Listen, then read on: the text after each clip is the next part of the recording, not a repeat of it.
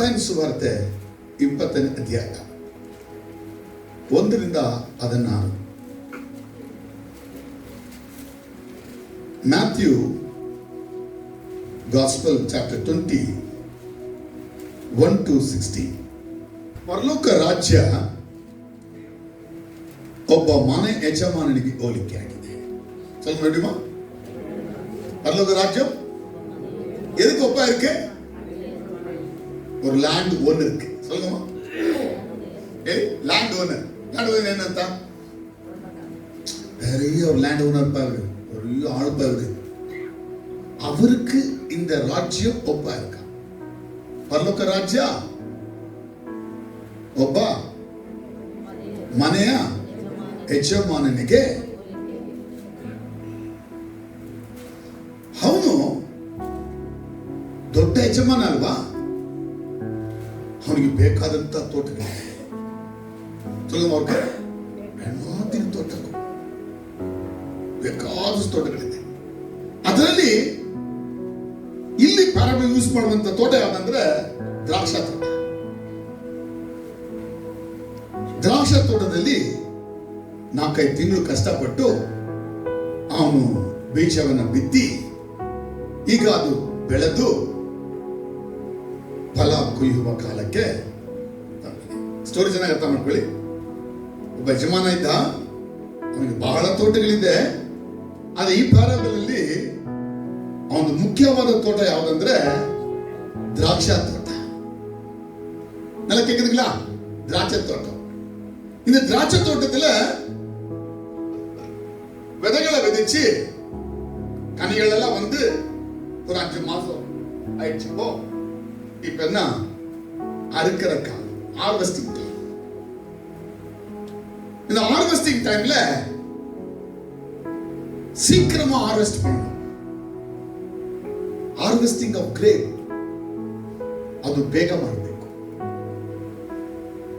ಅಂದ್ರೆ ದ್ರಾಕ್ಷಿಯನ್ನ ನಾವು ಬೇಗನೆ ಕೊಯ್ಲು ಮಾಡಬೇಕು. ಮಳೆಗೆ ಅಥವಾ ಬಿಸಿಲಿಗೆನಾದ್ರೂ ಅವಕಾಶ ಆದ್ರೆ ಗಟ್ಟಿ ಮಣ್ಣೇನಾಗ್ತದೆ, ಎಲ್ಲ ಹಿಂಗಾಗಿ ಎಲ್ಲ ನಾಶ ಆಗ್ತದೆ. ಎಲ್ಲ ಪ್ರೀತಿ ಅರ್ಥ ಆಯ್ತು. ಈಗ ಅಂತ ಒಂದು ಕೊನೆಯ ಸಮಯ ಹಾರ್ವೆಸ್ಟಿಂಗ್ ಟೈಮ್ ಅಲ್ಲಿ ಯಜಮಾನ ಬೇಗ ಕೊಯ್ಲು ಮಾಡಬೇಕು ಅಂತ ಹೇಳ್ಬಿಟ್ಟು ಶೀಘ್ರ ಹತ್ತಣ್ಣೋ ಹಾರ್ವೆಸ್ಟ್ ಶೀಘ್ರ ಮಣ್ಣಿಣ್ಣೋ ಅದಕ್ಕೆ ಖಾಲಿಯೇ ಹೊರಬಿಟ್ಟು ಹೋರ. ಎಲ್ಲಿ ಹೋಗ್ತಾನೆ? ಸುನಿಲ್ ಕೇಳಿ, ಎಲ್ಲಿ ಹೋಗ್ತಾನೆ? ಬೆಳಗ್ಗೆನೆ, ಬೆಳಗಿನ ಜಾವ ಕಾಲ 6 ಮಣಿಗೆ ಎಗ ಬರೋಣ. ರೆಗ್ಯುಲರ್ ಕೆಲಸ ಮಾಡ್ತಾರಲ್ಲ ಅವರಲ್ಲ ರೆಗ್ಯುಲರ್ ಕೆಲಸ ಮಾಡಕ್ ಬರ್ತಾರಲ್ಲ ಅವರಲ್ಲ. ಈ ತೋಟಗಳಲ್ಲಿ ಕೆಲಸ ಮಾಡೋರು ರೆಗ್ಯುಲರ್ ಇಟ್ಕೊಳ್ಳಿಕ್ಕಿಲ್ಲ, ಟೈಮ್ ಕರ್ಕೊಳ್ತಾರೆ ಕೆಲಸಕ್ಕೆ. ಇಲ್ಲಿ ಯಾವ ರೀತಿ ಕೆಲಸಗಾರ ಅಂದ್ರೆ ಕ್ಯಾಶುಯಲ್ ಲೇಬರ್ಸ್. ಕ್ಯಾಶುಯಲ್ ಲೇಬರ್ಸ್ ಅಂದ್ರೆ ಈಗ ಸುಮ್ಮನೆ ಮನೆ ಕಟ್ಟಬೇಕು, ಕಟ್ಟೋದಿಲ್ಲ, ಮನೆ ಸ್ವಲ್ಪ ರಿಪೇರಿ ಮಾಡಬೇಕು. ಈ ಶ್ರೀನಗರ ಹತ್ರ ಹೋದ್ರೆ ಅಲ್ಲಿ ಬೆಳಗಿನ ಜಾವ 6 ಗಂಟೆ 7 ಗಂಟೆಗೆ ಎಚ್ಚರ ತುಂಬಿರ್ತಾರೆ. ಗಾರೆ ಕೆಲಸ ಬೇಕಾ, ಪೇಂಟ್ ಕೆಲಸ ಬೇಕಾ, ಪ್ಲಂಬರ್ ಬೇಕಾ, ಯಾರು ಬೇಕೆಲ್ಲ ಸಿಗ್ತಾರೆ ಅಲ್ಲಿ. ಬೆಳಿಗ್ಗೆ 7 ರಿಂದ 9 ಇದು ತೆರೆಯೋದಲ್ಲ ಅಂತ. ರೆಗ್ಯುಲರ್ ಕೆಲಸ ಮಾಡೋರು ಇದ್ದಾರೆ, ಪೇಂಟ್ ಮಾಡೋರು ಎಲ್ಲರೂ ಇದ್ದಾರೆ. ಆದ್ರೆ ಜನ ಅವ್ರು ಬರಲ್ಲ, ಸಣ್ಣ ಕೆಲಸಕ್ಕೆ ಯಾರು ಬರಲ್ಲ. ಅದರಿಂದ ಈ ರೀತಿ ಕೆಲಸ ಮಾಡಕ್ಕೆ ಆ ಕೆಲಸಕ್ಕಾಗಿ ಬೇರೆ ಬೇರೆ ಪಟ್ಟಣಗಳಿಂದ ಬೇರೆ ಬೇರೆ ಕಡೆಗಳಿಂದ ಜನ ಅಲ್ಲಿ ಬಂದು ನಿಂತಿರ್ತಾರೆ. ಅವ್ರು ಬರುವಾಗ ಎಲ್ಲಾನು ಅವ್ರಿಗೆ ಬೇಕಾದದ್ದೆಲ್ಲ ಅವರೇ ತಂದಿರ್ತಾರೆ. ನಾವು ಅವ್ರನ್ನ ಕರ್ಕೊಂಡು ಹೋಗಿ ನಮ್ ಕೆಲಸ ಮಾಡ್ಕೊಂಡು ಅವ್ರನ್ನ ಕಳ್ಸಿಕೊಡ್ಬೇಕು.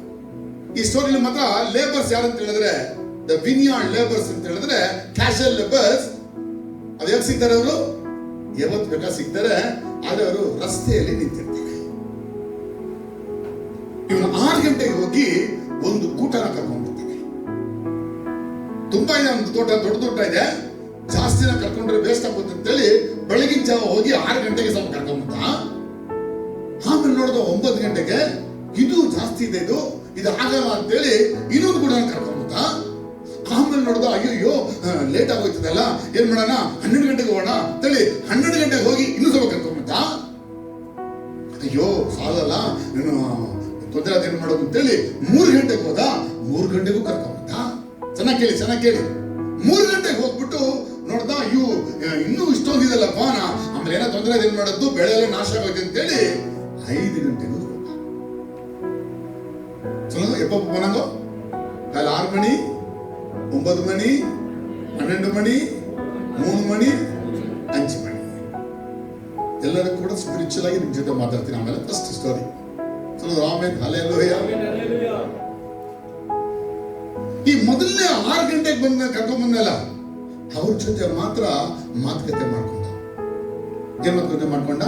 ನೋಡಪ್ಪ, ನೀನು ಬೆಳಗ್ಗೆಯಿಂದ 5 ಗಂಟೆ ತನಕ ಕೆಲಸ ಮಾಡ್ತೀನಿ, ಆಯ್ತಾ? ಮಧ್ಯ ಆಗಿದ್ದೆ ಹೋಗಿ, ನೀನು ಯಾವ ಕಾರಣಕ್ಕೆ ಮಧ್ಯ ಹೋಗ್ಬಾರ್ದು. ನಿನಗೆ 1 ದಿನಾರಿ ಕೊಡ್ತೀನಿ. ಮಧ್ಯ ಪ್ರಾಚ್ಯದಲ್ಲಿ ಅಂದ್ರೆ ಈ ಮಿಡ್ಲ್ ಈಸ್ಟ್ ಎಲ್ಲ ಏನ್ ಮಾಡ್ತಾರೆ ಅಂತ ಹೇಳಿದ್ರೆ, ದಿನಾರ್ ಅಂತಕ್ಕಂಥ ಹಣ ಅವ್ರದ್ದು. ನಮ್ದು ರೂಪಾಯಿ ಇದೆಲ್ಲ, ಅರ್ಧ ದಿನಾರ್. ಆ ದಿನಾರ್ ಅಂತಕ್ಕಂಥ ಒಂದು ಆ ಬೆಲೆ ಎಷ್ಟು ಅಂತ ಹೇಳಿದ್ರೆ, ಒಬ್ಬ ಕೂಲಿಗಾರನಿಗೆ ಕೊಡ್ತಕ್ಕಂಥ ನ್ಯಾಯವಾದ ಕೂಲಿ, ತುಂಬಾ ನ್ಯಾಯವಾದ ಕೂಲಿ, ಅಷ್ಟು ಕೊಡಬೇಕು ಅವನಿಗೆ. ಈಗ ಆ ಕೂಲಿ ಕೊಡ್ತಿದ್ದ ಅವನಿಗೆ ಮಾತುಕತೆ ಮಾಡ. ಆದ್ರೆ 9 ಗಂಟೆಗೆ, 12 ಗಂಟೆಗೆ, 3 ಗಂಟೆಗೆ, 5 ಗಂಟೆಗೆ ಬಂದವ್ರಿಗೆಲ್ಲ 1 ದಿನಾರ್ ಕೊಡ್ತೀನಿ ಅಂತ ಹೇಳೇ ಇರಲಿಲ್ಲ. ಅವ್ರಿಗೆ ಹೇಳ್ದ, ನಾನು ಒಳ್ಳೆ ಮನೆ ಬರ್ತೇವನು, ನ್ಯಾಯವಾಗಿ ಕೊಡ್ತೀನಿ. காலை 6 மணிக்கு வந்தவனுக்கு 1 தினார்னு சொல்லிட்டு பேசிட்டாரு. ஆனா 9, 12, 3, 5 மணிக்கு வந்தவங்களுக்கு 1 தினார்னு சொல்லல. சொல்லுமா, கொஞ்சம் கண்ணோட பேசுமா, எழுதுமா. 1 தினார்னு சொல்லல. என்ன சொன்னாரு அவங்களுக்கு? நீங்க வேலை செய்யணும், நியாயமா கொடுங்க. ಯಾಕಂದ್ರೆ ಯಜಮಾನ ಎಂತಂದ್ರೆ ನ್ಯಾಯವಾದ ಯಜಮಾನ, ಅದೇ ರೀತಿ ಉದಾರವಾದ ಯಜಮಾನ. நல்லா சொல்லி புரிஞ்சுங்களா? இப்போ 5 மணி ஆயிடுச்சு, ಕೆಲಸ ಎಲ್ಲ ಮುಗಿತು. ಈಗ ಹಣ ಈಸ್ಕೊಳ್ಳೋಕೆ ಎಲ್ಲ ಕ್ಯೂ ಅಲ್ಲಿ ನಿಂತಿದ್ದಾರೆ. ಹೆಂಗ್ ನಿಂತವ್ರು ಅಂತ ಹೇಳಿದ್ರೆ, ಯಜಮಾನ ಹೆಂಗ್ ನಿಲ್ಸಿದ ಅಂತ ಹೇಳಿದ್ರೆ, ಲಾಸ್ಟ್ ಬಂದವನಿಗೆ ಫಸ್ಟ್ ನಿಲ್ಸಿ, ಫಸ್ಟ್ ಬಂದವನಿಗೆ ಲಾಸ್ಟ್ ನಿಲ್ಸಿ. ಅರ್ಥ ಆಯ್ತು ಹೇಳಿದ್ರೆ, ஃபர்ஸ்ட் வந்தவங்கள லாஸ்ட்ல நிக்க வச்சு, லாஸ்ட் வந்தவங்கள ஃபர்ஸ்ட்ல நிக்க வச்சு எல்லாருக்கும் என்ன பண்ணுவாங்கன்னா, ಯಜಮಾನ இப்போ காசை கொடுக்குறாரு, கூலி கொடுத்தாரு. ಯಾಕೆ ಅಂತ, ಇವ್ರು ಬೇರೆ ಯಜಮಾನ ಅಂತಿಲ್ಲ, ನಿಮ್ಗೆ ಹೇಳಿದಲ್ಲ. ಈ ಯಜಮಾನ ತುಂಬಾ ಒಳ್ಳೆಯವನು, ಉದಾರ ಮನಸ್ಸುಳ್ಳವನು, ನ್ಯಾಯಬದ್ಧವಾದವನು. ಅದಕ್ಕೆ ಕೂಲಿ ಕೊಡುವಾಗ ಫಸ್ಟ್ ಬಂದವರಿಗೆ ಲಾಸ್ಟ್ ಅಲ್ಲಿ ನಿಲ್ಲಿಸಿ, ಲಾಸ್ಟ್ ಬಂದವರಿಗೆ ಫಸ್ಟ್. ಆಗ ಮೊದಲು ಬಂದವರಿಗೆಲ್ಲ ಒಂದು ಪ್ರಶ್ನೆ ಇತ್ತು, ಇದು ಯಾಕೆ ಫಸ್ಟ್ ಬಂದವರಿಗೆ ಫಸ್ಟ್ ಕಳಿಸ್ಬೇಕು, ಲಾಸ್ಟ್ ಬಂದವರಿಗೆ ಲಾಸ್ಟ್ ಕಳಿಸ್ಬೇಕು, ಇದೇನು ಯಜಮಾನ ಲಾಸ್ಟ್ ಬಂದವರಿಗೆ ಫಸ್ಟ್ ಕೊಡ್ತಾ ಇದ್ದಾನೆ, ಫಸ್ಟ್ ಬಂದವರಿಗೆ ಲಾಸ್ಟ್ ಕೊಡ್ತಾ ಇದ್ದಾನೆ. ಈಗ ಕೂಲಿ ಕೊಡಕ್ಕೆ ಟೈಮ್ ಆಯ್ತಾ, ಕೂಲಿ ಕೊಡ್ತಾ ಇದ್ದಾರೆ. ಯಾವ ಕೂಲಿ ಕೊಡ್ತಾ ಇದ್ದಾರೆ ಯಜಮಾನ ಅಂದ್ರೆ, ಮೊದಲು ಬಂದಲ್ಲಿ 6 ಗಂಟೆಗೆ ಅವನಿಗೆ 1 ದಿನಾರ್ ಅಂತ ಹೇಳಿದ್ರಲ್ಲ, ಅದೇ ಕೂಲಿಯನ್ನ 5 ಗಂಟೆಗೆ ಕೊಡ್ತಾ ಇದ್ದಾರೆ. ಸ್ಟೋರಿ ಎಲ್ಲ ಸ್ಟೋರಿ ಕೊಡ್ತೀನಲ್ಲ, ಈಗ ಸ್ಟೋರಿ ಹೆಂಗೆ, ಮೊದಲು ಬಂದವರಿಗೆ 1 ಕೂಲಿ ಮಾತಾಡಿದ್ನಲ್ಲ, ಆದ್ರೆ ಬೇರೆ ಯಾರ ಜೊತೆ ಕೂಲಿ ಮಾತಾಡಿರ್ಲಿಲ್ಲ. ಈಗ ಕೊನೆಗೆ ಬಂದವ್ರಿಗೂ ಕೂಡ 9 ಗಂಟೆ ಬಂದವರಿಗೆ, 12 ಗಂಟೆ ಬಂದವರಿಗೆ, 3 ಗಂಟೆ ಬಂದವರಿಗೆ, 5 ಗಂಟೆ ಬಂದವರಿಗೆ ಎಲ್ರಿಗೂ ಕೂಡ ಅವನು ಒಂದೊಂದು ದಿನಾರ ತೆಗೆದುಕೊಡ್ತಾನೆ. ಹೇಳಿ, ಒಳ್ಳೆ ಯಜಮಾನನ ಕೆಟ್ಟ ಯಜಮಾನ? 5 ಗಂಟೆಗೆ ಬಂದವ್ರಿಗೆ ದಿನ ಕೊಡ್ತಾರ. ಕುಡ್ಪಿಂಗ್ಲ ನೀವು ಅಮ್ಮ ಹೆಂಗ ಕುಡ್ಪಿಂಗ್ಲ ಎದೆ ಕುಡ್ಪಿಂಗ್ಲ ಲಾಸ್ಟ್ 5 மணிக்கு வந்தவங்களுக்கு நீங்க ஃபுல் குழி குடிப்பீங்களான்ட்டு கொடுத்தா உங்களுக்கு என்ன ஆகும்? இல்ல லாஸ்ட் வந்து உங்களுக்கு, நீங்க தான் லாஸ்ட், உங்களுக்கு ஃபுல்லா வந்து உங்களுக்கு என்ன ஆகும்? லாஸ் ஆகும். சந்தோஷம். God bless you. நல்லா இருக்கு. ಅದೇ ಫಸ್ಟ್ ಒಂದು ಏನಕ್ಕದೆ ನಿಮ್ಗೆ ಏನೋ ಗೊತ್ತಿದೆ, ನಾನು 6 ಗಂಟೆಗೆ ಬಂದೆ, ನನ್ನ ಜೊತೆ ಮಾತಾಡೋದು 1 ಕೂಲಿ, ಇವ್ರ ಜೊತೆ ಮಾತಾಡಿದವ್ರಿಗೆಲ್ಲ 1, ಆಗ ನನಗೇನ್ ಸಿಗ್ಬೋದು ಅಂತ ನಿಮ್ಗೊಂದು ಆಸೆ ಇರ್ತದಲ್ವಾ? 5 ಗಂಟೆಗೆ ಬಂದವನಿಗೆ 1 ಕೊಟ್ಟವ್ರಂದ್ರೆ ನನ್ನ ಜೊತೆ 1 ಮಾತಾಡಿದ್ದು ನನಗೊಂದು 3-4 ಸಿಗ್ಬೋದು. ನಮ್ಗೆ ನೆನಪಿಡಿದಿಲ್ಲ, லாஸ்ட் வந்து ஒண்ணு கிடைச்சா ஃபர்ஸ்ட் வந்து என்ன ஆசை வரும், நிறைய வரும். ஆனால் எஜமான் என்ன பண்றாருன்னா ஒன்று தான்.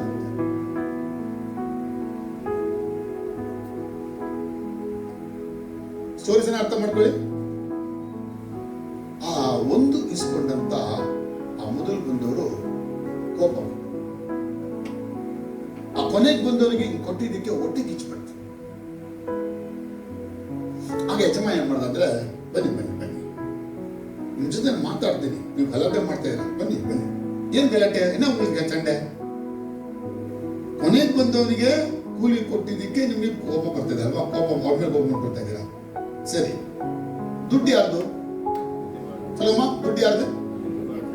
ಯಜಮಾನ ನಿಮ್ದು. ನಿನ್ ಜೊತೆ ಕೂಲಿ ಎಷ್ಟು ಮಾತಾಡಿದೆ? ನಿನ್ ಕೂಲಿಗೆ ಅನ್ಯಾಯ ಮಾಡಿದ್ನ? ನಿನ್ ಕೂಲಿ ನಿನಗೆ ಕೊಟ್ಟಿದ್ದೀನಿ, ನನಗೆ ದುಡ್ಡಿದೆ, ಅವನಿಗೂ ಅಷ್ಟೇ ಕೊಡಬಹುದು, ನನಗೆ ಮನಸ್ಸಿದೆ, ಕೊಡ್ತಾ ಇದ್ದೀನಿ. ಇದು ಅನ್ಯಾಯನಾ? ನಾನು ಉದಾರ ಮನಸ್ಸಾಗಿ ಕೊಡೋದು ನಿನಗೆ ಯಾಕೆ ಅನ್ಯಾಯ ಕಾಣ್ತದೆ? எப்படி சொல்லுங்க? எந்த பணம் உண்டு ஒண்ணே இல்ல, உனக்கு நான் பேசுறதை கரெக்டா கொடுத்துட்டேன். இப்ப இவங்களுக்கு உன் மாதிரி கொடுக்கணும். ராமேலி, நான் இவனுக்கும் நான் ஒன்னும் சொல்லல, ஆனா கொடுக்குறேன். எனக்கு ஆசை இது கொடுக்குறேன். எந்த பணம் கொடுக்குறேன், எனக்கே கொடுக்கணும் ஆசை இருக்குது, கொடுக்குறேன். அது உனக்கு என்ன ப்ராப்ளம்? ಎಷ್ಟು ಸರ್ ಕೋಪ ಬಂತು ನಿಮ್ಗೆ? ಎಷ್ಟು ಕೋಪ ಬಂದಿಲ್ಲ ಅಂತ ಕೋಪ ಬಂತ ನಿಮ್ಗೆ? ಫಸ್ಟ್ ಬಂದವ್ರು ನೀವೇ ಅಂದ್ರೆ ಲಾಸ್ಟ್ ಬಂದವ್ರು ಕೊಟ್ಟರೆ சார் என்ன சொல்றீங்க? ஃபர்ஸ்ட் வந்தவங்க நீங்க, லாஸ்ட் வந்தவங்க என்ன சொல்றீங்க? மணிக்கு சொல்லுங்க ஒரு வார்த்தை. எப்படி அனிதா கோவருது? அனிதா உட்காராங்க, எனக்கு கோவம் வரும். ಮನುಷ್ಯರು ಕೋಪ ಬರ್ತದೆ ನಿಮಗೆ. ಫಸ್ಟ್ ಬಂದವರಿಗೆ ಒಂದು ದಯವಿಟ್ಟು ಒಂದು ಕೊಟ್ಟು, ಕೊನೆಗೆ ಬಂದವರಿಗೆ ಒಂದು ಕೊಟ್ಟರೆ ಹೇಳಿ ಎತ್ತನ್ನು ಕೋವ ಬರಾದಿತ್ತು. ಆಯ್ತು, ನಿಮ್ಗೆ ಬರೋದು ನರಸಿಂಹ? ಬಂದ್ರೆ ಕರೆಕ್ಟ್ ಅದು. ಇದು ಜಾನ್ಸನ್ ಹೇಳ್ತೀರಾ ನಿಮ್ಗೆ ಕೋಪಕ್ಕೆ ಬರುತ್ತೆ ಹಂಗೆ ಅಂತ? ಬರುತ್ತೆ. ಹಂಗೆ ಕೋಪ ಬಂದಿದ್ದು. ಅದಕ್ಕೆ ಯಜಮಾನ ಸಮಾಧಾನ ಬೇಕಾದ್ರೆ, ನೋಡಪ್ಪ ನೀನು ಕೋಪ ಮಾಡೋ ಅವಶ್ಯಕತೆ ಏನಿಲ್ಲ, ನೀನು ಬಂದಿದ್ದ ಕೆಲಸ ಮಾಡಿ ಹೋಗ್ತೀಯ, ನೀನು ಕೂಲಿ ಮಾತಾಡಿದ್ದು ಕೂಲಿ ಕೊಟ್ಟೆ, ನೀವು ಹೋಗ್ತಾ ಇರಬೇಕು. ಇವರಿಗೆ ನಾನು ಎಷ್ಟು ಕಾಲ ಕೊಡ್ತೀನಿ, ನಿನ್ಗೇನು ಬೇಕಾಗಿಲ್ಲ, ಅದು ನನ್ನ ದುಡ್ಡು, ನಾನು ಕೊಡೋದು, ಅವ್ರು ಇಸ್ಕೊಳ್ತಾರೆ, ಹೋಗಿ ಹೋಗು.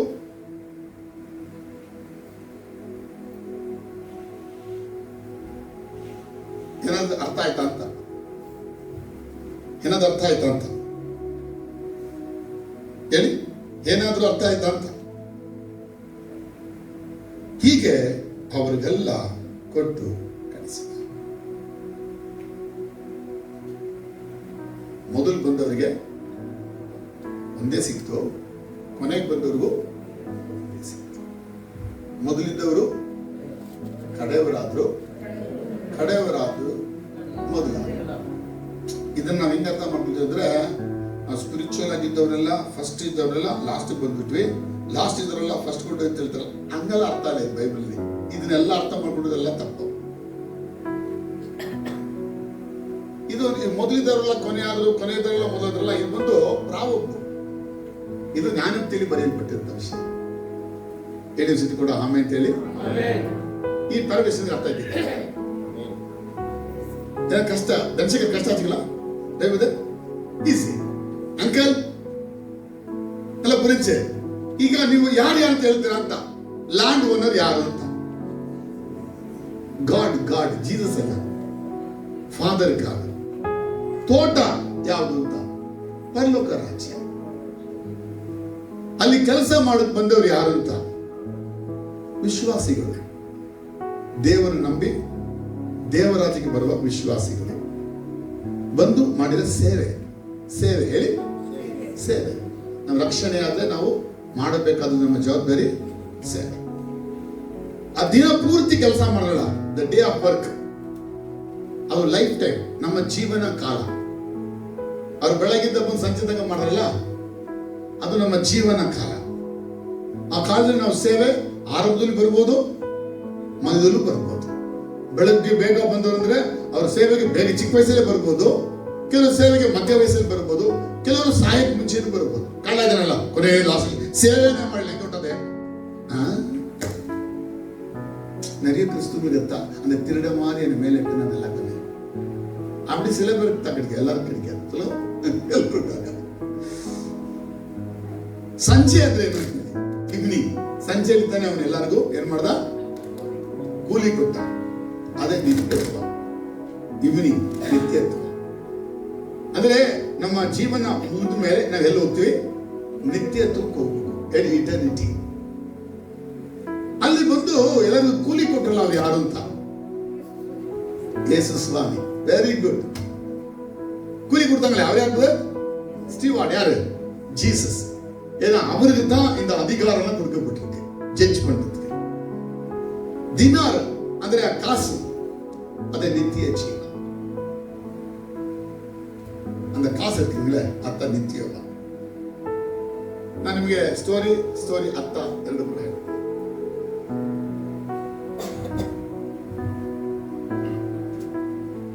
ಹಾಗಾದ್ರೆ ನಾವು ಈ ಭೂಮಿ ಮೇಲೆ ಇದ್ದೀವಿ ಹೇಳಿ. ಈಗ ಎಲ್ಲಿದ್ದೀವಿ ನಾವು? ಭೂಮಿ ಮೇಲೆ ಇದ್ದೀವಿ.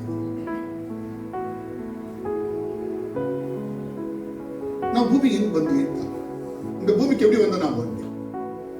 ನಾವೇ ಬಂದಿತ್ತು, ನಾವೇ ಮಾತಾಡ್ಕೊಂಡು ನಾವೇ ಬಂದ್ಬಿಟ್ವಿ, ನಾವೇ ಉಂಟಾದ್ವಿ? ಇಲ್ಲ. ಇಲ್ಲಿಗೆ ನಾವು ದೇವರ ಒಂದು ಬೃಹತ್ ಯೋಚನೆ ನೋಡಬೇಕು. இந்த விஷயத்துல தேவனுடைய பெரிய திட்டத்தை பார்க்கணும். The plan of god. ನೀವು ಆದಿಕಾಂಡಕ್ಕೆ ಹೋದ್ರೆ ದೇವರು ಮೊದಲ ಅಧ್ಯಾಯದಲ್ಲಿ ತನ್ನ ಯೋಚನೆಗಳನ್ನು ಬರೆದಿಟ್ಟಿದ್ದಾರೆ. Genesis first chapter speaks about the total plan of God for the mankind. ಇಡೀ ಲೋಕದ ಮನುಷ್ಯರು ಭೂಮಿಯಲ್ಲಿ ಇರತಕ್ಕಂತ 6000 ವರ್ಷಗಳ ಕಾಲಘಟ್ಟಗಳು ಮಾತ್ರವಲ್ಲ. 2ನೇ ಅಧ್ಯಾಯದ ಮೊದಲ ಕೆಲವು ವಾಕ್ಯಗಳು ಅದು ಹೇಳುತ್ತೆ, last 7th day of God's time. ಅಂದ್ರೆ ದೇವರ ರಾಜ್ಯದ ಕುರಿತಾದಂತ ಕಾರ್ಯ. ಒಟ್ಟು ದೇವರ ಯೋಚನೆ ಇರ್ಬೋದು ನಮ್ಮ ವಿಷಯದಲ್ಲಿ, ದೇವರ ರಾಜ್ಯ ವಿಷಯದಲ್ಲಿ 7 ದಿನಗಳ ಕಾಲಘಟ್ಟವನ್ನ ಮೊದಲ ಅಧ್ಯಾಯದಲ್ಲಿ ತೋರಿಸಲಾಗಿದೆ. 2ನೇ ಅಧ್ಯಾಯದ ಮೊದಲ 2 ವಾಕ್ಯಗಳು. ನಮ್ಗೆ ಹಿಂದೆ ಕೂಡ ಹೇಳಿದ್ದೆ, ಒಂದು ಆದಾಮನ ದೇವರು ಉಂಟು ಮಾಡಿದ, ಒಬ್ಬನನ್ನ ಉಂಟು ಮಾಡುವಾಗ ಒಬ್ಬನನ್ನೇ ಮಾಡಲಿಲ್ಲ, ಅವನ ಹಿಂದೆ ಕೋಟ್ಯಾಂತರ ಜನಗಳ ಒಂದು ಮ್ಯಾಪಿಂಗ್ ಅನ್ನ ದೇವರು ಮಾಡಿದ್ದ, ಪ್ಲಾನ್ ಮಾಡಿದ್ದ. இப்போ இவங்க நிக்கிறாங்க, இவங்க ஆதாம் பார்த்தா இவங்கள ஆர்டர் பார்க்கல, இவங்க பின்னால இருக்கிறவங்க எல்லாரையும் கடவுள் பார்த்தார். ಅರ್ಥ ಅದು ಹೇಳಿದ್ರು. ಈಗ ನೀವು ಒಂದು ಇಂಜಿನಿಯರ್ ಏನ್ ಮಾಡ್ತೀರಿ? ಇಂಜಿನಿಯರ್ ಆದ್ರೆ ಬೇರೆ ಒಂದು ಮನೆ ಕಟ್ಕೊಂಡು ಅಂತಂದ್ರೆ ಡೋರ್ ಮೇಲೆ ಮಾಡ್ಬಿಟ್ಟು ಇದೇ ಮನೆ ಅಂತೀರಾ? ಏನ್ ಮಾಡ್ತಾರೆ ಅಂತ ಹೇಳಿದ್ರೆ ಡೋರ್ ಮಾಡೋದಿಲ್ಲ, ನೀವು ಒಂದು ತೋರಿಸ್ಬಿಟ್ಟು ಒಳಗೆಲ್ಲ ಏನ್ ಮಾಡ್ತಾರೆ ಅಂತ. ಈಗ ನೋಡಿ ಕ್ಯಾಡ್ ಎಲ್ಲ ಬಂದಿದೆ, ಕ್ಯಾಡ್ ಮುಖ ನೋಡಿದ್ರೆ ನೀವು ನಿಮ್ ಮನೆನ ನೀವು ಕಟ್ಟಿಲ್ಲ, ಅದು ಮುಂಚೆ ನೋಡ್ಕೋಬಹುದು. ಹೆಂಗ್ ಮನೆ ಬರ್ತದೆ ಫಿನಿಶಿಂಗ್, ಇಲ್ಲ ಆಲ್ಟ್ರೇಷನ್ಸ್ ಅಲ್ಲಿ ಏನ್ ಮಾಡ್ಬೋದು, ಎಲ್ಲಿ ಏನೇನ್ ಮಾಡ್ಬೋದು, ಇದೆಲ್ಲ ನಾವು ಪ್ಲಾನ್ ಮಾಡ್ಕೋಬಹುದು. ನಮ್ಮ ಹತ್ರ ಈಗ ಕ್ಯಾಡ್ ಅಂತ ಹೇಳಿ ಯಾರಾದ್ ಕಂಪ್ಯೂಟರ್ ಗೊತ್ತಿದ್ರೆ ಅವ್ರ ಮುಂದೆ ಕುತ್ಕೊಂಡು ನಾವೇ ಕ್ರಿಯೇಟ್ ಮಾಡ್ಬೋದು, ಏನೇನ್ ಮಾಡ್ಬೋದು, ಹೆಂಗ್ ಮಾಡ್ಬೋದು, ಎಲ್ಲ ಡಿವೈಸ್ ರಿಲೀಸ್ ಆಗುತ್ತೆ. ಸೊ ದೇವರು ಇದೇ ರೀತಿ ಒಂದು ಮನುಷ್ಯನನ್ನ ಮಾಡಿದ, ಆದಾಮನ ನಂತರ ಅವನು ದೇವರನ್ನ ಬಿಟ್ಟು ಹೋಗಿದ್ದಕ್ಕಾಗಿ ಅಬ್ರಹಾಮನ ತಂದ. ಆ ಅಬ್ರಹಾಮನ್ನು ಕೂಡ ಪೂರ್ತಿ ಮಾಡದೆ ಹೋಗೋದಕ್ಕಾಗಿ Jesus. So 3 peoples are very important. ಒಬ್ಬ ಆದಾಮ, ಇನ್ನೊಬ್ಬ ಅಬ್ರಹಾಮ, ಮೂರನೇದು ಜೀಸಸ್. ಇವರ ಹಿಂದೆ ಈ ಜೀಸಸ್ ಮುಖಾಂತರವಾಗಿ total the plan of god ಏನಂತಂದ್ರೆ ನೆರವೇರುತ್ತೆ. ಆದಾಮ ಫೇಲಿಯರ್ ಆದ, ಅಬ್ರಹಾಮ ಫೇಲಿಯರ್ ಆದ್ರ, ಅದೇ ಜೀಸಸ್ ಫೇಲಿಯರ್ ಆದ. ಈಗ ಗಾಡ್ಸ್ ಪ್ಲಾನ್ ಏನೆಲ್ಲ ಇತ್ತು ಏದೆನ್ ತೋಟದಲ್ಲಿ, ಆ ಪ್ಲಾನ್ ಎಲ್ಲ ಯೇಸು ಕ್ರಿಸ್ತನಲ್ಲಿ ನೆರವೇರಕ್ಕೆ ಆರಂಭ ಆಯಿತು. ಆ ಪ್ಲಾನ್ ಒಳಗೆ ಏನಿದೆ ಅಂತ ಹೇಳಿದ್ರೆ, ಆದಾಮನ ದೇವರು ಎಲ್ಲಿ ಏದೆನ್ ತೋಟದಲ್ಲಿ ಇಟ್ಟನೋ ಅಲ್ಲಿ ಅವನು ಪಾಪ ಮಾಡದೇ ಇದ್ದಿದ್ರೆ ಆ ತೋಟದಲ್ಲಿ ನಾವೆಲ್ಲ ಇರ್ತಾ ಇದ್ವಿ. ಆದ್ರೆ ಆದಾಮ ಪಾಪ ಮಾಡಿದ್ದಕ್ಕಾಗಿ ಹೊರಗೆ ಬಂದಿದ್ದಕ್ಕಾಗಿ ಈ ದೇಶ ಮಣ್ಣಾಗಿರುವಂತ ಈ ಭೂಮಿಗೆ ಬಂದ್ವಿ. ಮತ್ತೆ ನಮ್ಮನ್ನ ಈ ಭೂಮಿನ ತೆಗೆದುಕೊಂಡು ದೇವರು ಏದೇನ್ ತೋಟಕ್ಕೆ ಹೋಗ್ತಾ ಇದ್ದಾನೆ. ಹೇಳಿಸ್ಬಿ ಹೆಂಗ ಹೇಳಿ? ಏದೇನ್ ತೋಟಕ್ಕೆ. ನಾವು ಮುಂದೆ ಎಲ್ಲಿ ಹೋಗ್ತೇವೆ ಹೇಳಿ? ಇಟರ್ನಿಟಿ ಎಲ್ಲಿ ಹೇಳಿದ್ವಿ ನಾವು? ಅದು ಒಂದು ತೋಟ.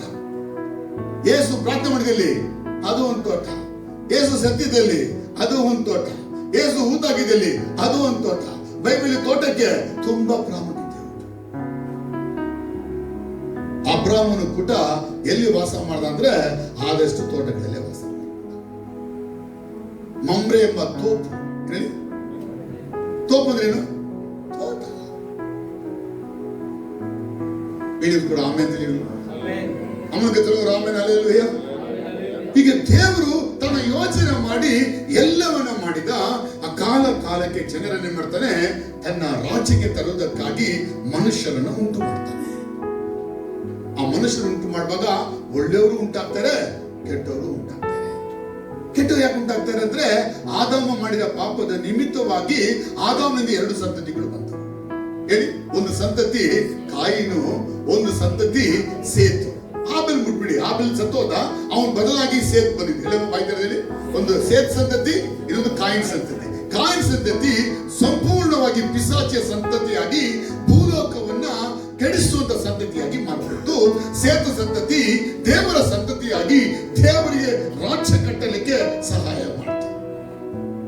ಎಲ್ಲ ಬೈಬಲ್ ಚೆನ್ನಾಗಿ.